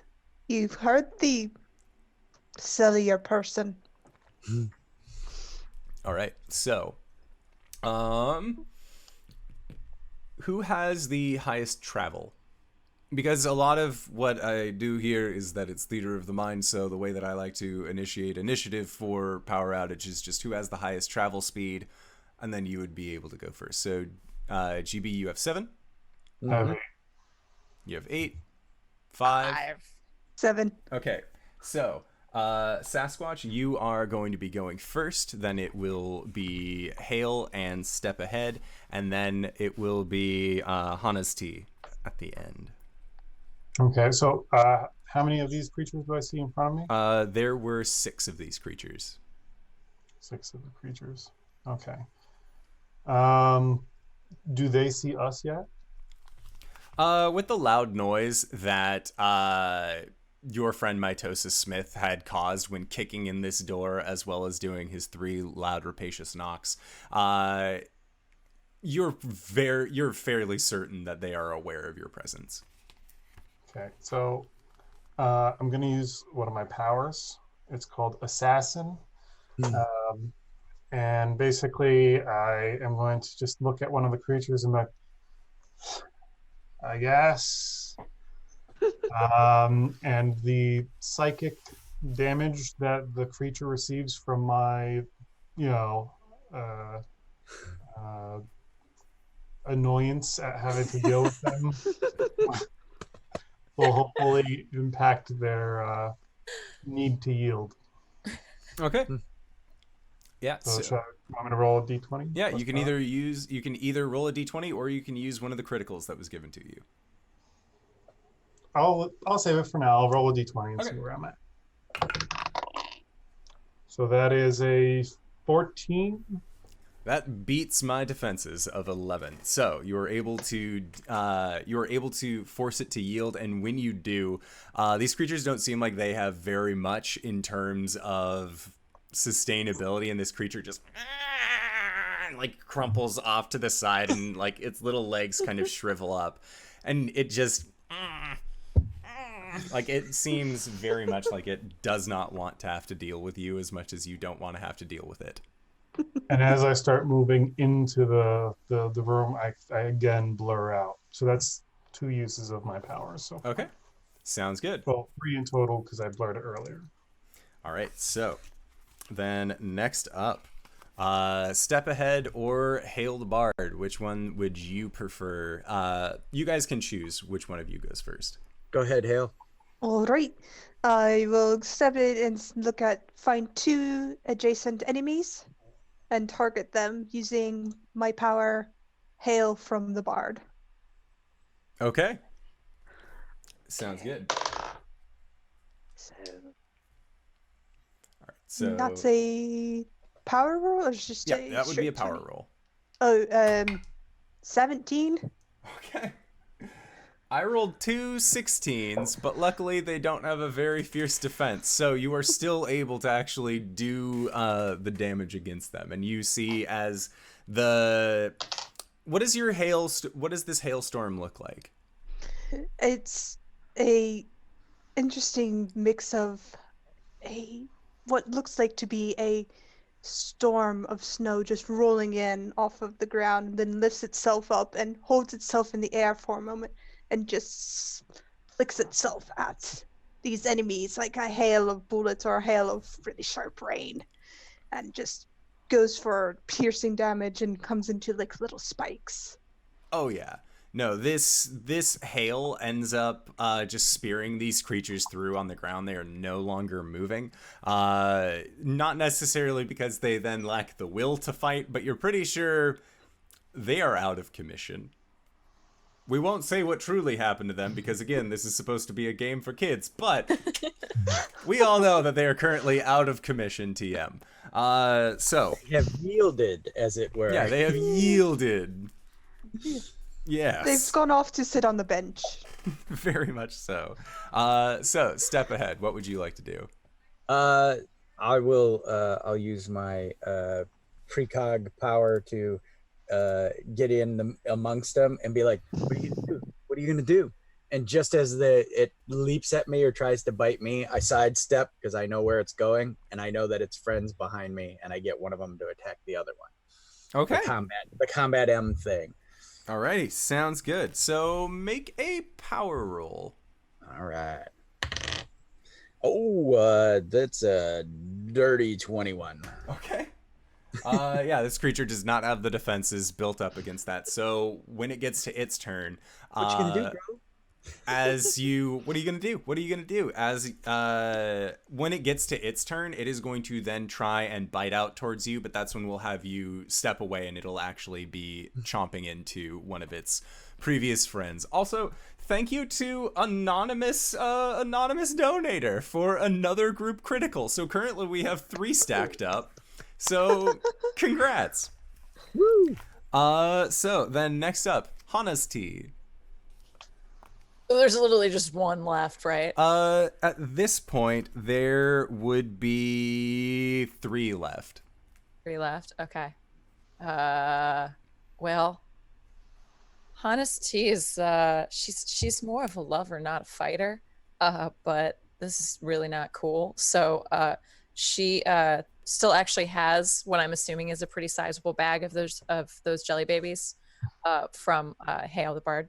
So she's just gonna go over and be like, this is really not cool. Like, you should really think about the consequences of your actions next time, and just like whack it. Okay. Make an impact roll because you're just using a bag of candy to beat down on this little bad boy. Yep. It's an natural 20.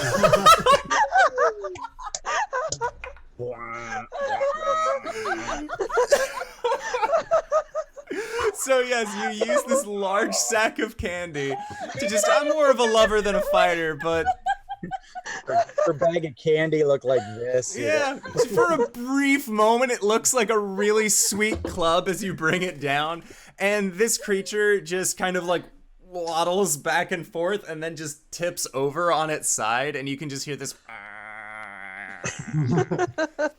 as you've clocked it very good. If you could see eyes on it and it could see through them, it would just be full of stars right now.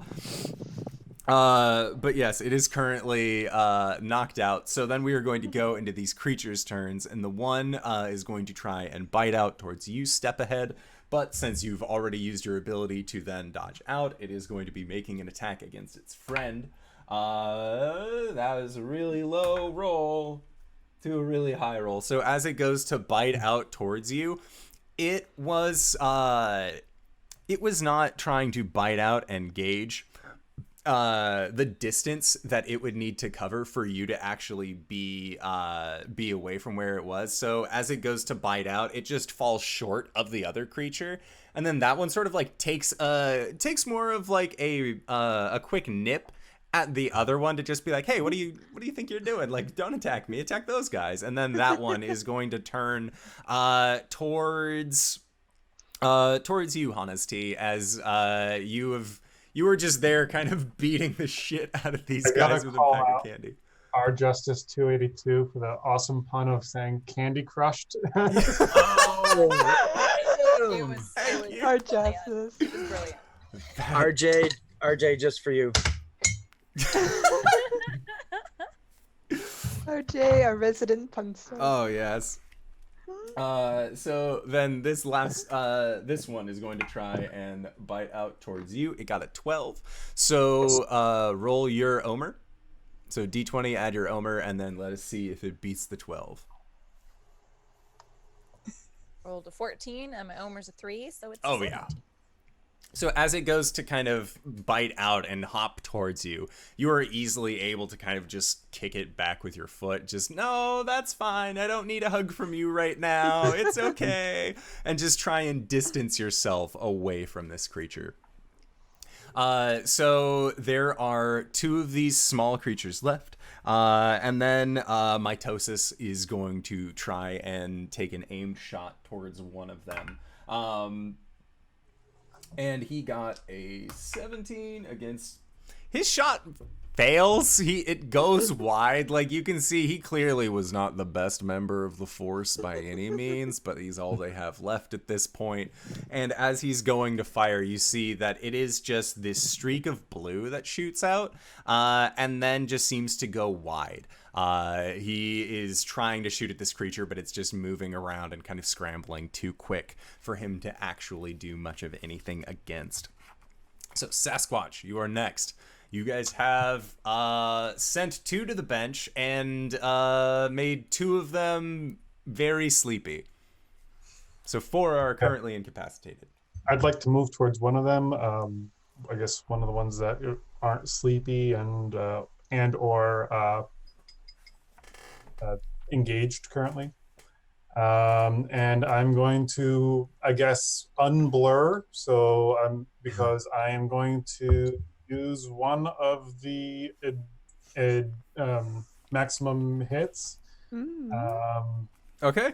Which I won't do it. Can I use that on the attack or on the damage? Because I specified it as whenever you would roll dice, you give yourself the highest number of those dice.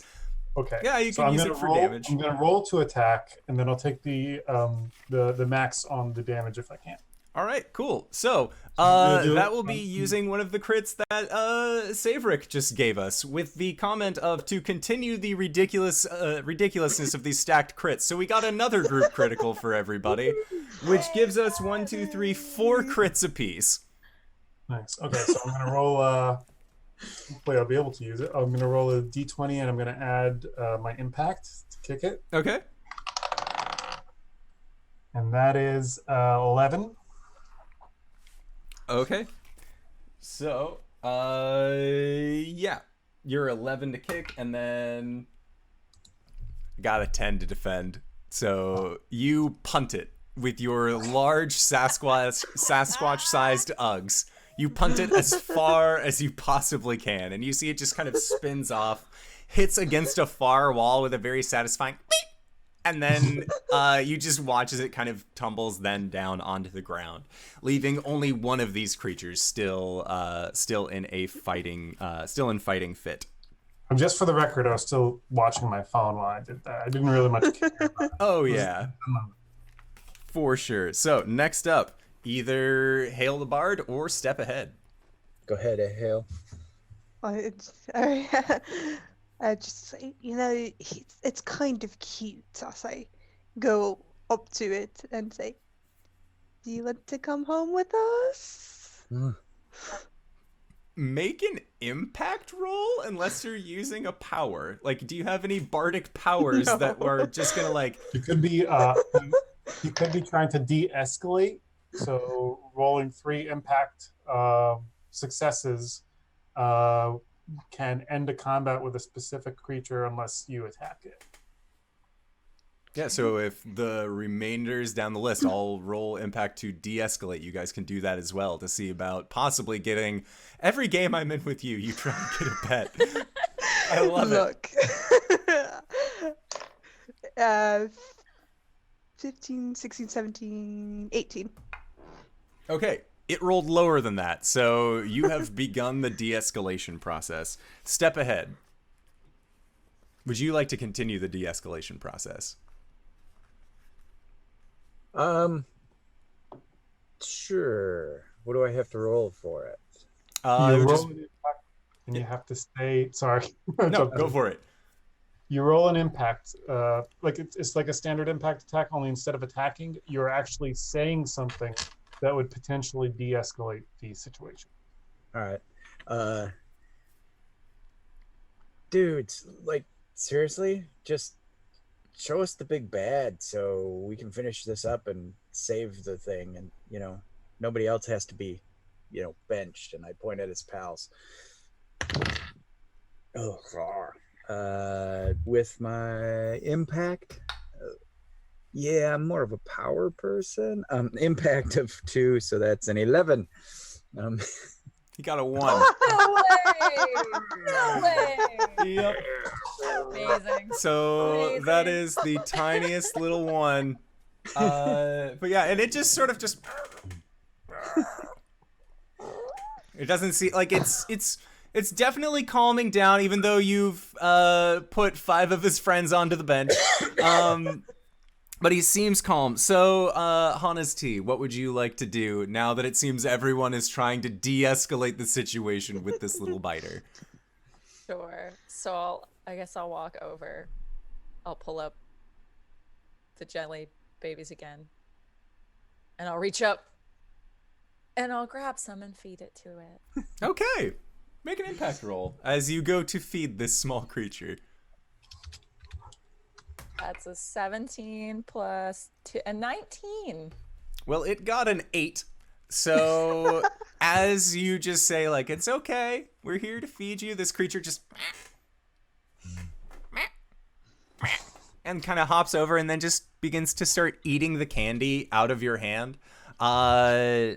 Definitely just sort of it does not seem to be in any kind of aggressive way. It seems to actually be enjoying the candy a lot more than the cables and everything else, because most bacteria love sugar, and you have just handed it like small little packets of sugar that it is just losing its tiny little mind over.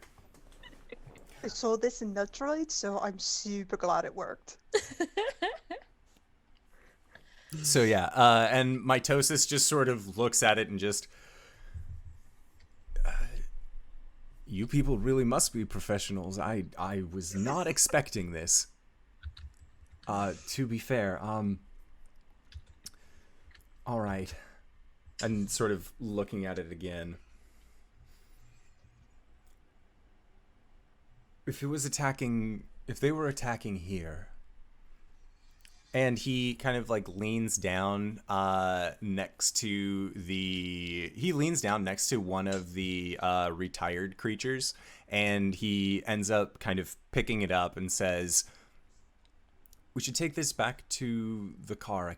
I could scan it, possibly see where where it was trying to go, what its motivations are. We've never captured any of these alive before, so thank you. Again, thank all of you. Yeah, we rule. We are kind of awesome, you know. All right. Whatever. I'll pick up the little biter. Seamus is a good person. Take it to the car with me. His name's Seamus. Yes. Yep. Yes. And it just, like, you see a little tongue kind of come out from this weird circular mouth hole that it has, and it's just panting now, just expecting more candy to then come towards it at some point. Give it some of the astronaut ice cream. Oh, it is losing its tiny little mind. You have shown it a world of wonder. And as you all then... we're playing the theme from Willy Wonka as we go. Oh, yeah. And as you're feeding it, Mitosis Smith, as he's walking, just, gummy bear, gummy bear. Then he's like, no, think different tune. Like, he's like really trying hard not to worry about this repetitive song that is currently playing in his head. And you guys do end up making it back to the vehicle.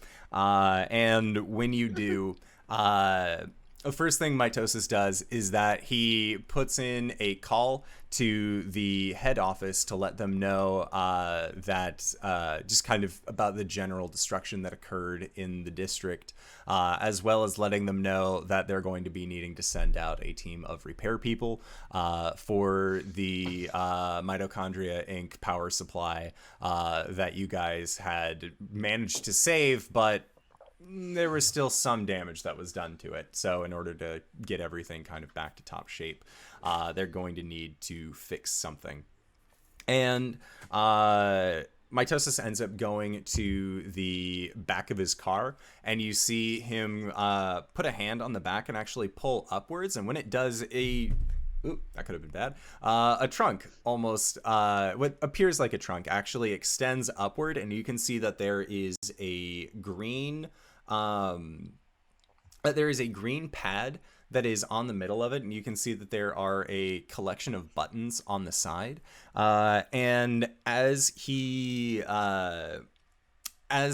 takes this creature and kind of sets it on to the green pad, a dome actually of what could be glass. If it was any other location, might be glass, but it's just like this weird thin film that seems to extend upward and around this creature, sort of keeping it in its place. Sasquatch, make a impact roll. Of Sasquatch, do it. Oh, yeah. Yes. This is something that's very important to Sasquatch. That one. Okay. No! So, you sadly do not see that on this screen it says now connecting to remote nerve signal. As it seems like they do have some form of Wi-Fi in this generalized locale, but you are so absorbed in your phone that you do not see the availability for the connection. Oh no. So sadly you are not able to get yourself into the nerve system. But as you see a screen then kind of appear above this creature, and it says that it is now downloading schematics, as well as accessing previous files. And as you are looking at it, Mitosis says it'll take a couple minutes in order to actually get through everything that it needs to. But he would like to, again, just say thank you to the job that you were all doing, as well as just really say thank you for letting him be part of the cool Flash Gordons. Never repeat that. which he seems exuberant about, especially like he seems a little weirded out by what did you Seamus? Is that his name? Little Seamus. And as you're waiting for this bar to clear, what are you guys doing in the meantime? Just kind of waiting, or are you more trying to investigate around still? I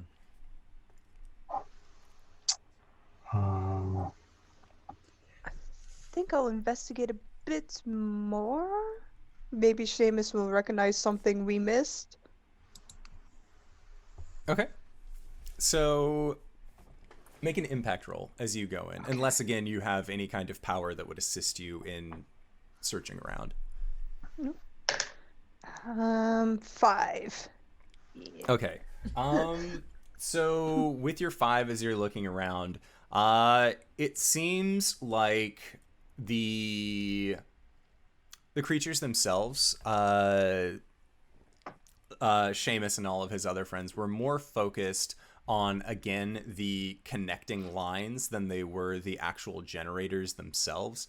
You're not sure whether this was as a prime directive from some other creature saying leave these be, or if it was simply they were just looking for the easiest snack that they possibly could within this building. And as you continue to look around, though, you end up seeing that there is a it's like a power grid map that is along the wall, and as you see it, you realize why some of these neighborhoods sounded familiar is that this centralized area that you're in it looks like a heart. And that each of the different neighborhoods are actually in each of these different chambers of the heart. And as you are kind of taking stock of these, you see that most of these power systems actually rely on a much larger centralized power structure that is in the dead center of the that is actually in the dead center of the heart chambers, which is labeled as the mitochondria. It seems like it is responsible for then delivering energy out to the rest of the smaller mitochondria that are located throughout the heart. All right. I'll dig out my phone and take a picture of it and venture back and say, look at what I found. It's Seamus was big help. He's fine. But look, I show everybody on my phone. And Seamus's small, little, weird, fleshy tail just sort of begins to wiggle back and forth. It seems very happy at being congratulated. Such a good boy. Okay, I'm going to hold my phone up like this and like snap a picture of it Instagram style of Seamus. I'm going to post it to all my followers with hashtags. I set the like a beauty filter to it, but I still hashtag no filter. And I also hashtag what are those? So Nice. Perfect. So hopefully that helps the process of identifying what these things are. Okay. Make a impact roll. It's 13. Okay. So as you have taken this picture and you upload it to your Instagram, it takes a little bit longer because, again, you're using a very long-range cell service that, cutting back to the dandelion, like, just looking at this bill grow astronomically higher. But you end up receiving a couple push notifications of people being like, oh, what a cutie. Oh, look at him. And then one person being like, that's not a pet. That's the wretched. Like they just like clearly call out like, no, this is not typically a good thing. Why are you holding on to this? And then you see a bunch of angry comments towards that person being like, just let them have their fun. He's not hurting anybody. This pet is adorable. But it seems like you have identified these creatures just based off of your social media influence. That there are some follow-up pictures that are being uploaded to you as well.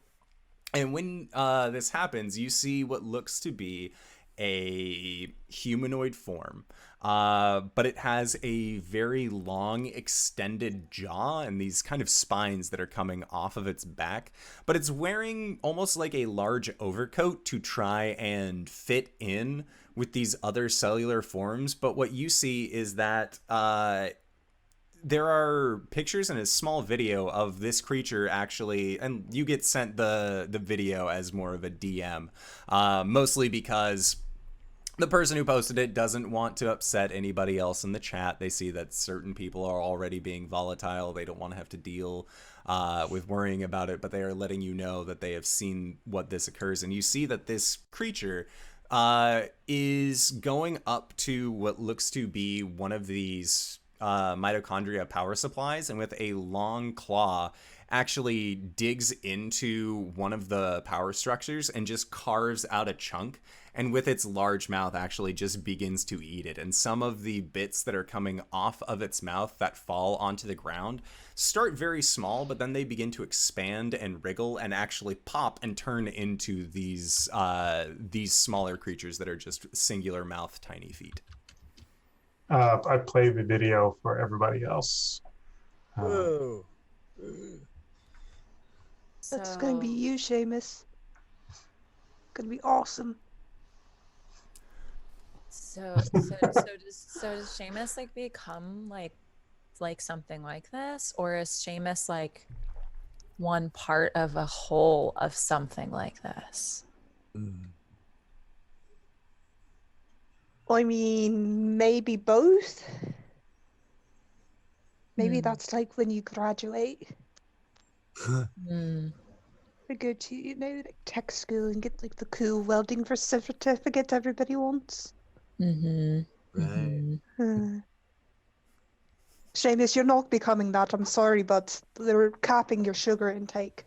And when you say that, you just hear this, and like his tail just sort of like deflates towards the back. He seems to understand what you say and be a little bit sadder by it. But as you're kind of showing this video, Mitosis, his eyes are just wide, and he's just, where did you get this? Who's? And as he's just asking like who sent you this video, as you look back onto your social media device, you can see that amongst the other notifications, you have actually gained several new followers while you've been inside of this body, and a lot of them have very strange cellular-based names. And it seems like it was just one of the members of the community that was just all about the hashtag #NoFilterSasquatch.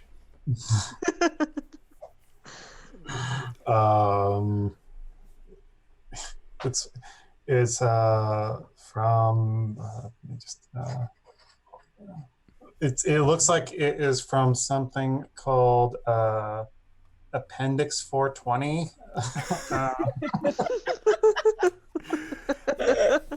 And That kid's game. and Mitosis just very concerned, just kind of nods close to it and just, okay. I hope whoever's posting that knows that that's illegal throughout most of the body. But, regardless, this is... Man, I'm from the overgrowth.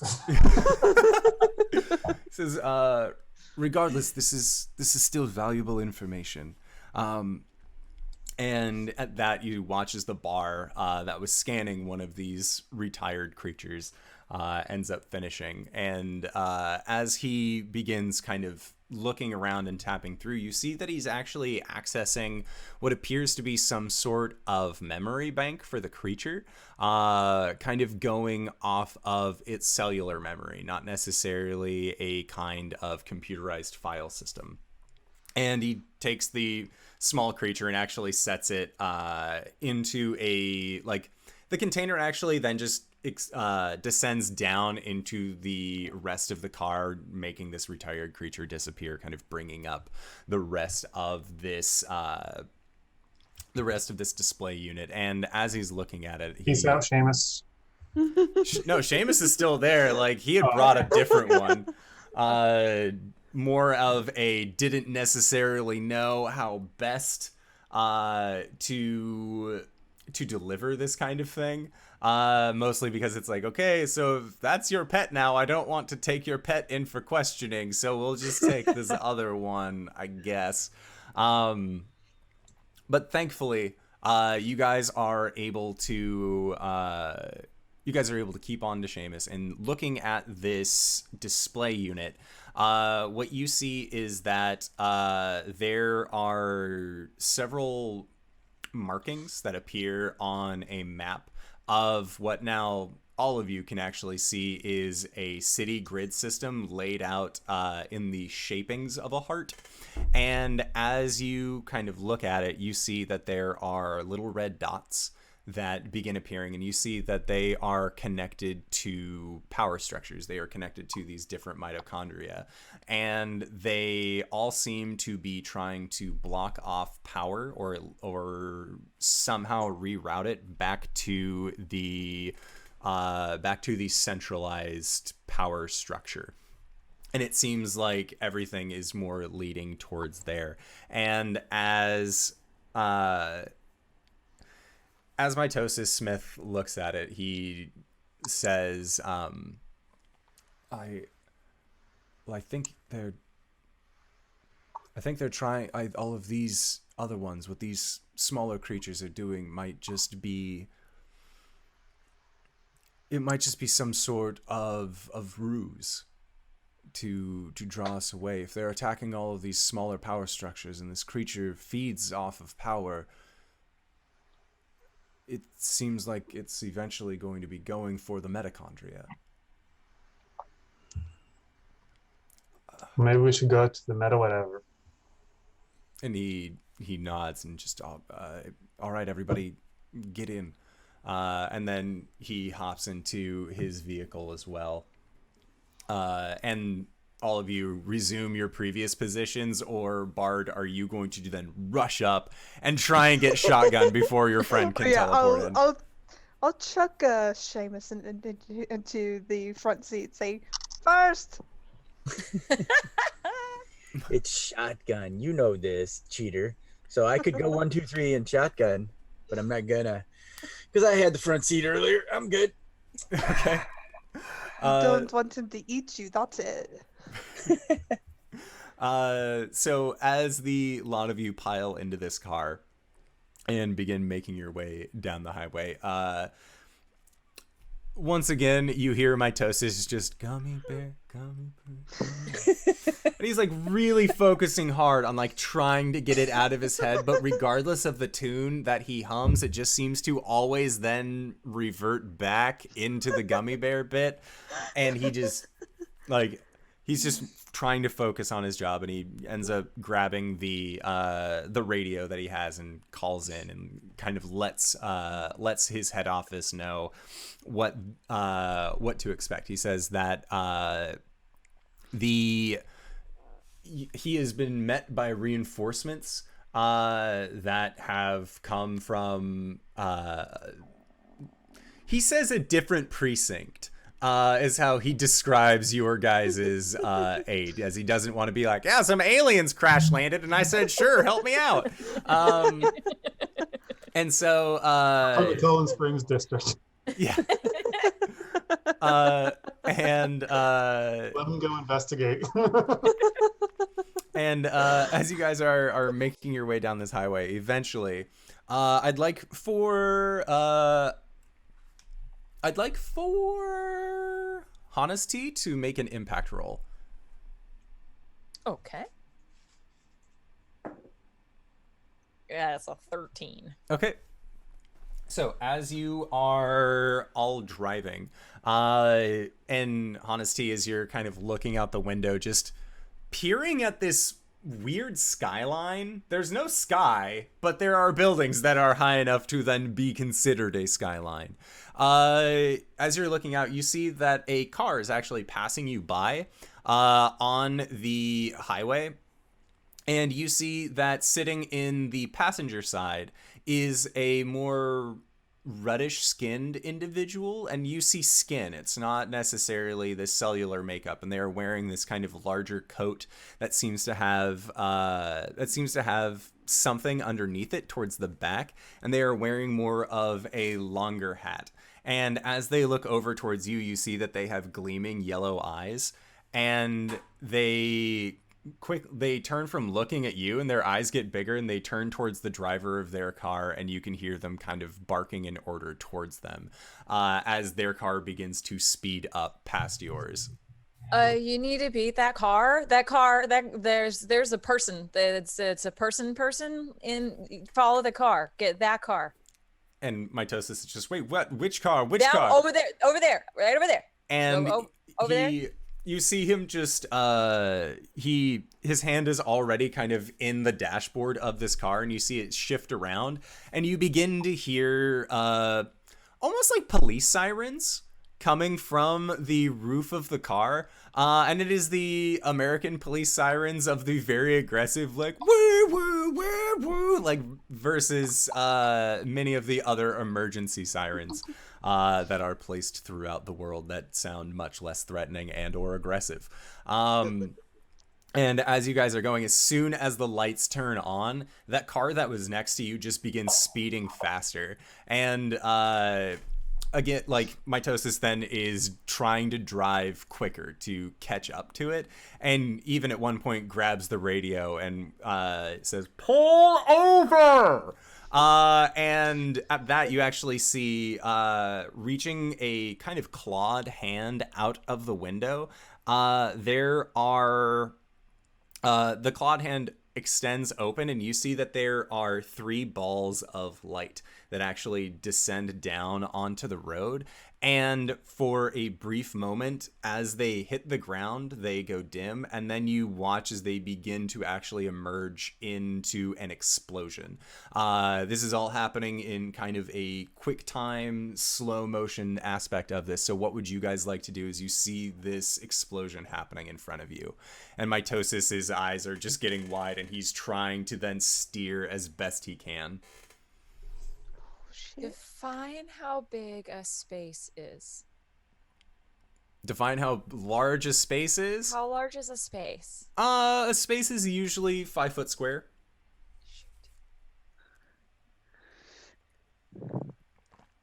So this happens while we're in the car driving? Yeah, well, you guys are in the car. You have seen this other vehicle that seems to be carrying this other creature, then pull in front of you, drop these beads of light out of its hand. The explosion is then happening. I don't even look up from my cell phone. I'm in the back seat. I'm just doing my thing. So if I were to, like, plunge my hands into the vehicle, could I try to teleport us all? You could certainly try. Try. So make a power roll. I will use one of the wonderful donation. Oh shit! One of them insta crits. Alrighty. Thank you, people. Instant 20. All right. So as you reach your hands into, like, you lean over in that brief moment, or if you would like, you can just briefly teleport next to Bard, and just with a "this is why I get shotgun," put your hands inside of the vehicle. And as you do, there is a like shuddering inside of the vehicle, and the rest of you have never experienced something like this other than using like teleportation pads, but that seems to be a much more scientific toned process compared to how Step Ahead transports, as it seems like the space around you just seems to condense down into a thin line, and then like a rubber band snapping, you are just immediately on the other side of this explosion. Your car then hitting against the road as you careen forward. You're luckily, it's not like your vehicle relies on air pressured tires to be able to move forward, as they seem to be, again, this more like jelly structure. And you can see that this car is actually going off down an exit. And you can see that it is marked that the exit is leading towards the mitochondria. So with that, your car quickly then again, just sort of swerves, like does a very blind, like, don't do this at home, but a blind, like, 3-lane merge to get all the way over to the other side. Thankfully, no other cars were really out, and just most of them had seen, oh, there's an explosion behind me, there was a cop car, we need to get as far away from this as we possibly can, sides of the road. But you were able to then kind of chase this figure down. Who would like to be in charge of helping to keep an eye / track where this other car is going? Sure. Okay, so Honesty, make a impact roll. 17. Okay, so with your 17, you got kind of jostled by Step Ahead transporting the entirety of this car forward as you had watched this explosion rear out in front of you. But you can feel your heart's racing. Like, you feel like you got a little bit of a caffeine boost, but more in the sense of, like, this is my focus point now. Like, okay, we need to focus on this thing. Otherwise, I don't want to go through what just happened a second time. But with your 17, you do manage to keep track of them long enough that eventually, as you see them kind of careening down these city streets, trying to lose you, you're able to direct Mitosis Smith in a way that is still conducive to him. He's actually able to follow them pretty easily. But they do get to this this very large industrial looking structure before you do, and as the car kind of comes to a stop, this figure ends up very quickly getting out of the car, and when he does, there is a strange, it's not really chain link, but it is still more in that lattice formation, and as he gets close to it, you see that his lower jaw extends down, and he just tilts his head to the side and bites this very large hole into the side of this protective gate and just steps through and begins making his way inside. The driver gets out of the car and pulls out what looks to be a firearm. And this firearm isn't necessarily the same kind of goopy firearm that Mitosis had. As he begins to fire, you hear and can actually smell bits of gunpowder as the weapon begins firing towards your guys' general area. So, Sasquatch, what would you like to do as you have found yourselves once again into the throes of combat? Okay. Are we parked or are we still moving? You are still moving, but at this point, you have careened off to the side to kind of create a barrier as you guys get out from the left side of the car, as the right side is taking most of the gunfire. Okay, so they're on the right side of me, and we're on the left now? Yeah, you are on the left side of the car, they are on the right, so looking forward, it is car, driver, enemy car, and then you can see that this creature is making its way into the mitochondria. Okay. Am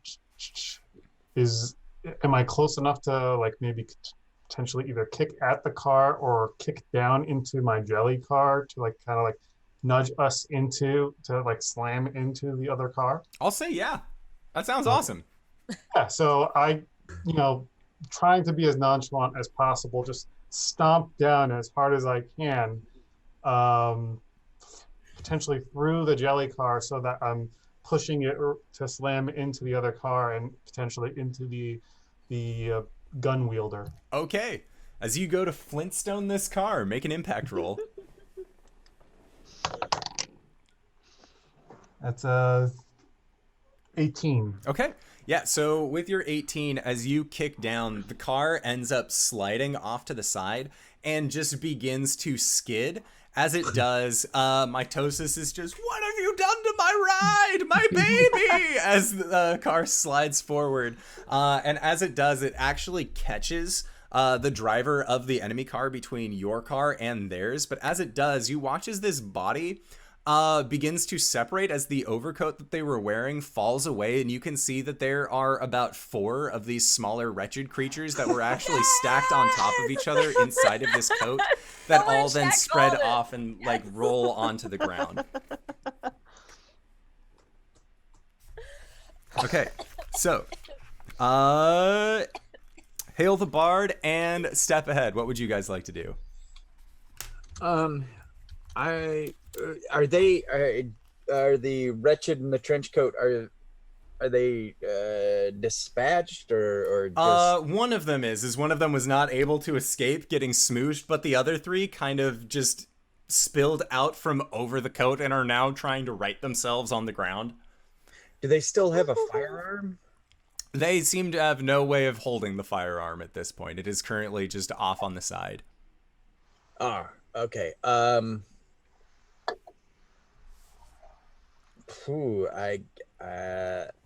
guess I will try to slide across the jelly car and like give a kick to one. Okay. Knock it away. Yeah, make an impact roll. Oh, bleh. I go skateboarding, careening over the car, and tumble down on the other side. I get a 5. With my impact, it's 2. That's 7. All right.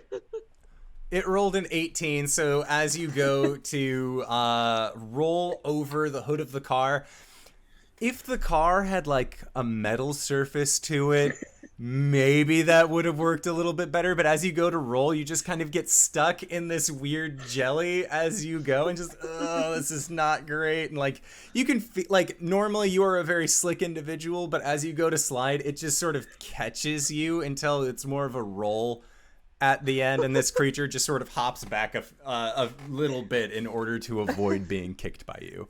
Dude, this is basically what he does. He slumps in on himself. Okay, Hail the Bard, what would you like to do? To the one of the ones that's hopped up and still up and away, I'll just kind of flick my hand at it and use one of my powers called DQ Blizzards, and I weaken or blind one enemy, causing the next attack to take a -2 to its attack and damage rolls. Okay. Sounds good. So make a power roll, I think. Yep. 14. Well, it got a 9. So yeah, you definitely as you shoot out with your frozen powers, you see that a thin layer of ice begins to form around it, and it's just it does not like any of this cold that you have dealt into it, because the entire time that you guys have been here, it's been very warm, very humid, but now that it has this very frosty layer over it, it does not like this immediate change in temperature. So Hana's tea, what would you like to do? All right. Well, she like doesn't have a lot again, but she just kind of wants to try and get inside and like help y'all also get inside. So she's just gonna take a handful of these jelly beans and just like aim directly into this last one's like gaping mouth. Okay. Make an impact roll. Chuck it in. Go. Oh. Yeah, that's Ooh, that's the one. that's a big old one. Big old one. All right. Well, Yeah. add the numbers. What would it be with impact? 3. Okay, 3. All right. So it got a 4. That's why I was curious, is because if you had still been able to go past it. Oh man. Yeah. But So close. as you go to throw these candies at it, you see some of the beans like go into its maw, but you threw candy at a thing, so as soon as it hits, it just kind of scatters down onto the ground. But as this creature kind of bites down onto the candy, you see it begin to salivate a little bit more, and now it actually seems more focused on the candy than it is necessarily going after you. Hey. All right, so that creature is going to be eating on the candy, and then there are the two that are left. So there is the one that was frozen, and it is going to try and come towards you, Hail the Bard, with a 17. So roll your Omer to try, or no, it'd be a 15 total. So roll your Omer as defense. Okay. 21. All right. Okay, yeah, so does not get through. You are fine. And then this next one, being so close to you, step ahead, is going to try and then hop towards you and take a small bite. So it is going to get a 19. Oh, hey, look, a pile of criticals. I give a critical roll at it and Okay, block it. sounds good. So you manage to block this attack, absolutely no issue. Wait. Leaving these 3 smaller creatures, as that was their turn, and you watch as this other figure is still making his way deeper inside of this large building. And at this point, though, Mitosis is actually going to take his firearm, and he just begins yelling, "Stop! Guardians of the Body, stop!" And he's just running after this figure, heading deeper into the mitochondria, firearm raised. So, next up is Sasquatch. Okay, Sasquatch very obviously takes a picture of one of them and then just stares at her phone and starts like laughing to herself, hoping that, expecting that the creature will wonder, like, what is it saying about me? What's going on? Mineral power? Sure. That is dirty 20. Okay. It got a natural 1. Yeah. Yeah, So yeah, go for it. It'll take 3 points of damage and an ongoing 1 point of damage. Okay, so again, this small little creature doesn't exactly have a whole lot of health. So as it starts to worry, what is this person saying about me? Why, like, they're so focused on their phone and their social media. I'm sure they're talking shit about me, surely. And like they just sort of seem to slump down and fall onto their side, and you can just hear like. As its tongue kind of extends out and laps up some of the jelly babies that are on the ground and just begins eating into them. Hashtag so sad. Only had some cookie dough ice cream. All right, so Hail the Bard, it is your go. I just feel sorry for this guy that's fallen over and go, oh, okay, attack the other one. Okay. Alrighty. So how are you attacking? You see the rolling lizard come in again, and there's just a couple little hail stones this time. I don't want to take it out too much, just sit it on the bench. Okay. So it got an 18 for its defenses. Oh no, I only rolled a 14. All right, so as you again, you're kind of like, I don't really want to hurt this cute little babu, and like you go to cast it, it can sense that you're not fighting with your full force, so it just sort of hops out of the way, taking no damage from this. So then next up is Step Ahead. I guess after his last guffaw, he rolls off the hood of the vehicle, lands on his feet, like almost like you would on a skateboard, and he looks back, and maybe he'll do a thing like scooping up Jax, grab a handful of the candies, and try to de-escalate the situation with the last one, and feed it the candies, kind of throw it in its gob like we did earlier. Okay. So yeah, make an impact roll to de-escalate. All right. 11 to 13. Okay. It does not seem, as you go to try and hand feed it the candies, it tries to nip at you, but in a much more malicious way. It seems like your efforts to try and calm this one down did not work as well, nearly as it did trying to calm down Seamus. Bard, this one's mean. All right, Hana's tea, it is your turn.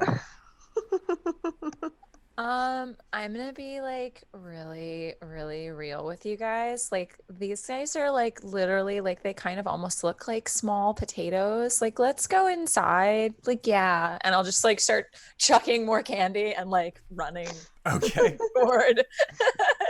All right. So yeah, make an impact roll. Sure. Natural 20. So that's apparently all I can roll is one.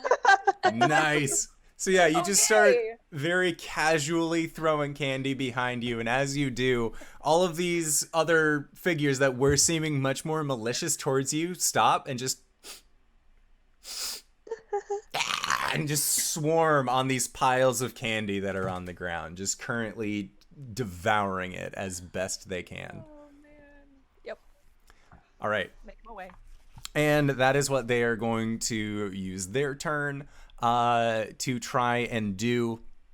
And you hear what sounds like gunfire, but more in the more splooty kind of gun that you know that Mitosis has, rather than again a more refined kind of firearm coming from inside of this building. So. Next up is Sasquatch. So is Hana already running towards my toes? I guess I'm going to follow, but I'm going to do it at my own pace. And as I'm walking, as I'm walking, I'm going to, well, how about this? As I'm walking, can I check the car? I'm trying to role play this a little bit. Instead, I'm just going to energize as I'm walking, so I'm trying to recuperate some of my powers. Yep. I'm going to be kind of going nonchalantly. So I'm still on my phone, still doing my thing, walking behind her. Like, we should probably follow Honesty. Okay, sounds good. So, Hail the Bard. I scoop up Seamus. Yeah, you're right, Sasquatch. As I just trot after. Not nearly as fast as her. Okay, sounds good. And then step ahead, what would you like to do? Well, the team's going, and there's still one. They seem to just be focused on this candy. There are two left, but they do not seem to be paying attention to you. I kind of like shuffle past, and as I'm going by, I'll take a suicidal tendency sticker and slap it on the butt of one of them, and then hoof it after the crew. Okay. And just so you know, I rolled a 12, and so I beat the 10. Then I rolled a 5, so I gained 5 powers back. So okay. I'm back on that. Yeah, so you guys managed to quickly race through this little courtyard and then enter into the sidewall of this mitochondria chamber. And as you enter in, you can see that there are, again, these large power supplies that seem to be at least twice as large as with the ones that you had seen previously. And looking in on these, you see that Mitosis currently has, he's taken a couple shots towards this creature, and you can actually see that this creature has taken damage from him and is currently, with a hand out, is trying to take out chunks from this from one of these large generators. And as it does, you see Mitosis then take another shot, and it is a glancing shot as it just kind of drops the piece that it had taken and holds onto its hand and just hisses out towards Mitosis. So we're going to go back to the top of the round. So Sasquatch, what would you like to do as you all arrive seeing this scene in front of you? I'm gonna go back into a blur, and as I walk, I blur and I kind of disappear from sight to everybody as I go. Okay. I get close. I can't really attack them in this round. Okay. Hail the Bard, what would you like to do? I'll flick my hand towards it and deliver a DQ Blizzard. So it's weakens or blinds, causing the next attack to have a -2 to its attack or damage roll. Okay. So roll for your attack. Roll that power. 17. Okay, so that beats it. So you see that he just gets covered in this frost and just begins hissing as this ice kind of covers him. So step ahead, what would you like to do? So I can't get with the combat M. I can't get someone to attack themselves, right? It's You're getting someone to attack the other. I mean, it's the DM's call. Roll well enough, and I'll say that he can totally attack himself. Okay. Yeah. Again, calling them out, trying to get them to like hit me and then not be there, so they strike themselves. I will attempt that. But that's with my power. A 9. Okay. So it got an 8 because of Hail the Bard. So you are good. So yeah, come at me. Teamwork makes the dream work. Yeah, he will be trying to attack himself. Hana's T, what would you like to do? I just want to walk up and be like, hey, what's going on? Like what's up? You know? And I'll use my power to compel them to tell the truth. Okay. Sure. Make a power roll. That's a 15 plus my power, which I believe is a 4. So I think that's a 19. Okay, so you got a 13 in total because of the negatives done towards him. And it says, I seek to devour all of the good energy here and make myself stronger. Then when we come through the stars, we can devour everything in our path. Everything. Wow. Like I'm sensing some seriously negative feelings here. And that's just we don't need that. We don't need that at all, you know? All right. So then it is going to be this creature's turn, and he is going to then try and swipe out towards you, or towards step ahead, as that is how you have used your power. Right. And no, so he did anyway. So as he goes to swipe out towards you, you actually see that he trips over his own feet a little bit and just comes clambering down onto the ground, dealing himself points of damage strictly from just having fallen over. He is currently prone, and that is when Mitosis is actually going to run up with his firearm, point directly at this figure on the ground, and say, "Stop moving! You are under arrest!" And at that, the creature just kind of puts his hands up, seeing as how he is terribly outnumbered, surrounded by all of you hero types. And he is very disappointed in the outcome, at least today. So,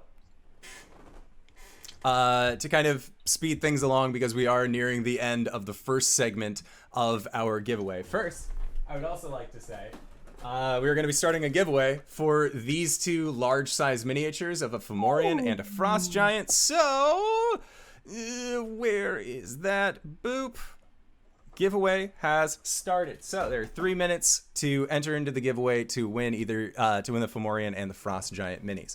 But as you guys have successfully arrested the Hungry, they end up loading this figure back up onto your ship. The entirety of the body thanks you for your heroic deeds, and you guys end up making your way back to New Portsburg. And upon reaching this place, you can see that everyone is cheering and very excited to be able to actually welcome you back with open arms. The only person who seems less excited about this whole interaction, although very pleased with the work that you have done, Sasquatch, you will be getting a talking to from the Dandelion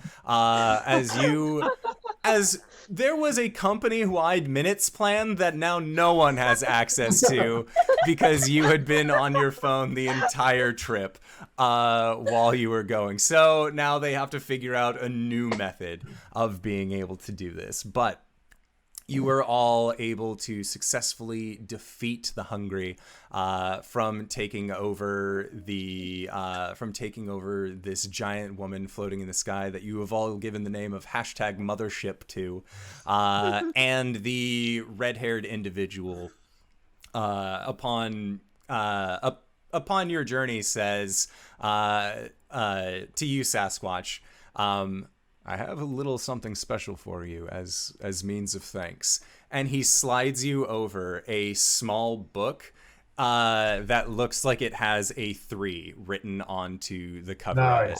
And that is where we are going to call it for our first charity session. So I would like to say thank you to all of you wonderful players. Thank you to everybody who has been so generous in their donations throughout this entire thing. During this session, we raised a total of $80 so far. Wow. So it's $80. Awesome. And then thank you to Katie Faze for the 4,000 bits that you put in chat earlier. Yeah. So we've raised upwards of like $120 already so far today. Yeah. So doing pretty good. Thank you all so much. Keep up the great work. And thank you again to Christina for coming by. Thank you to Babars for coming by. Thank you to Jen.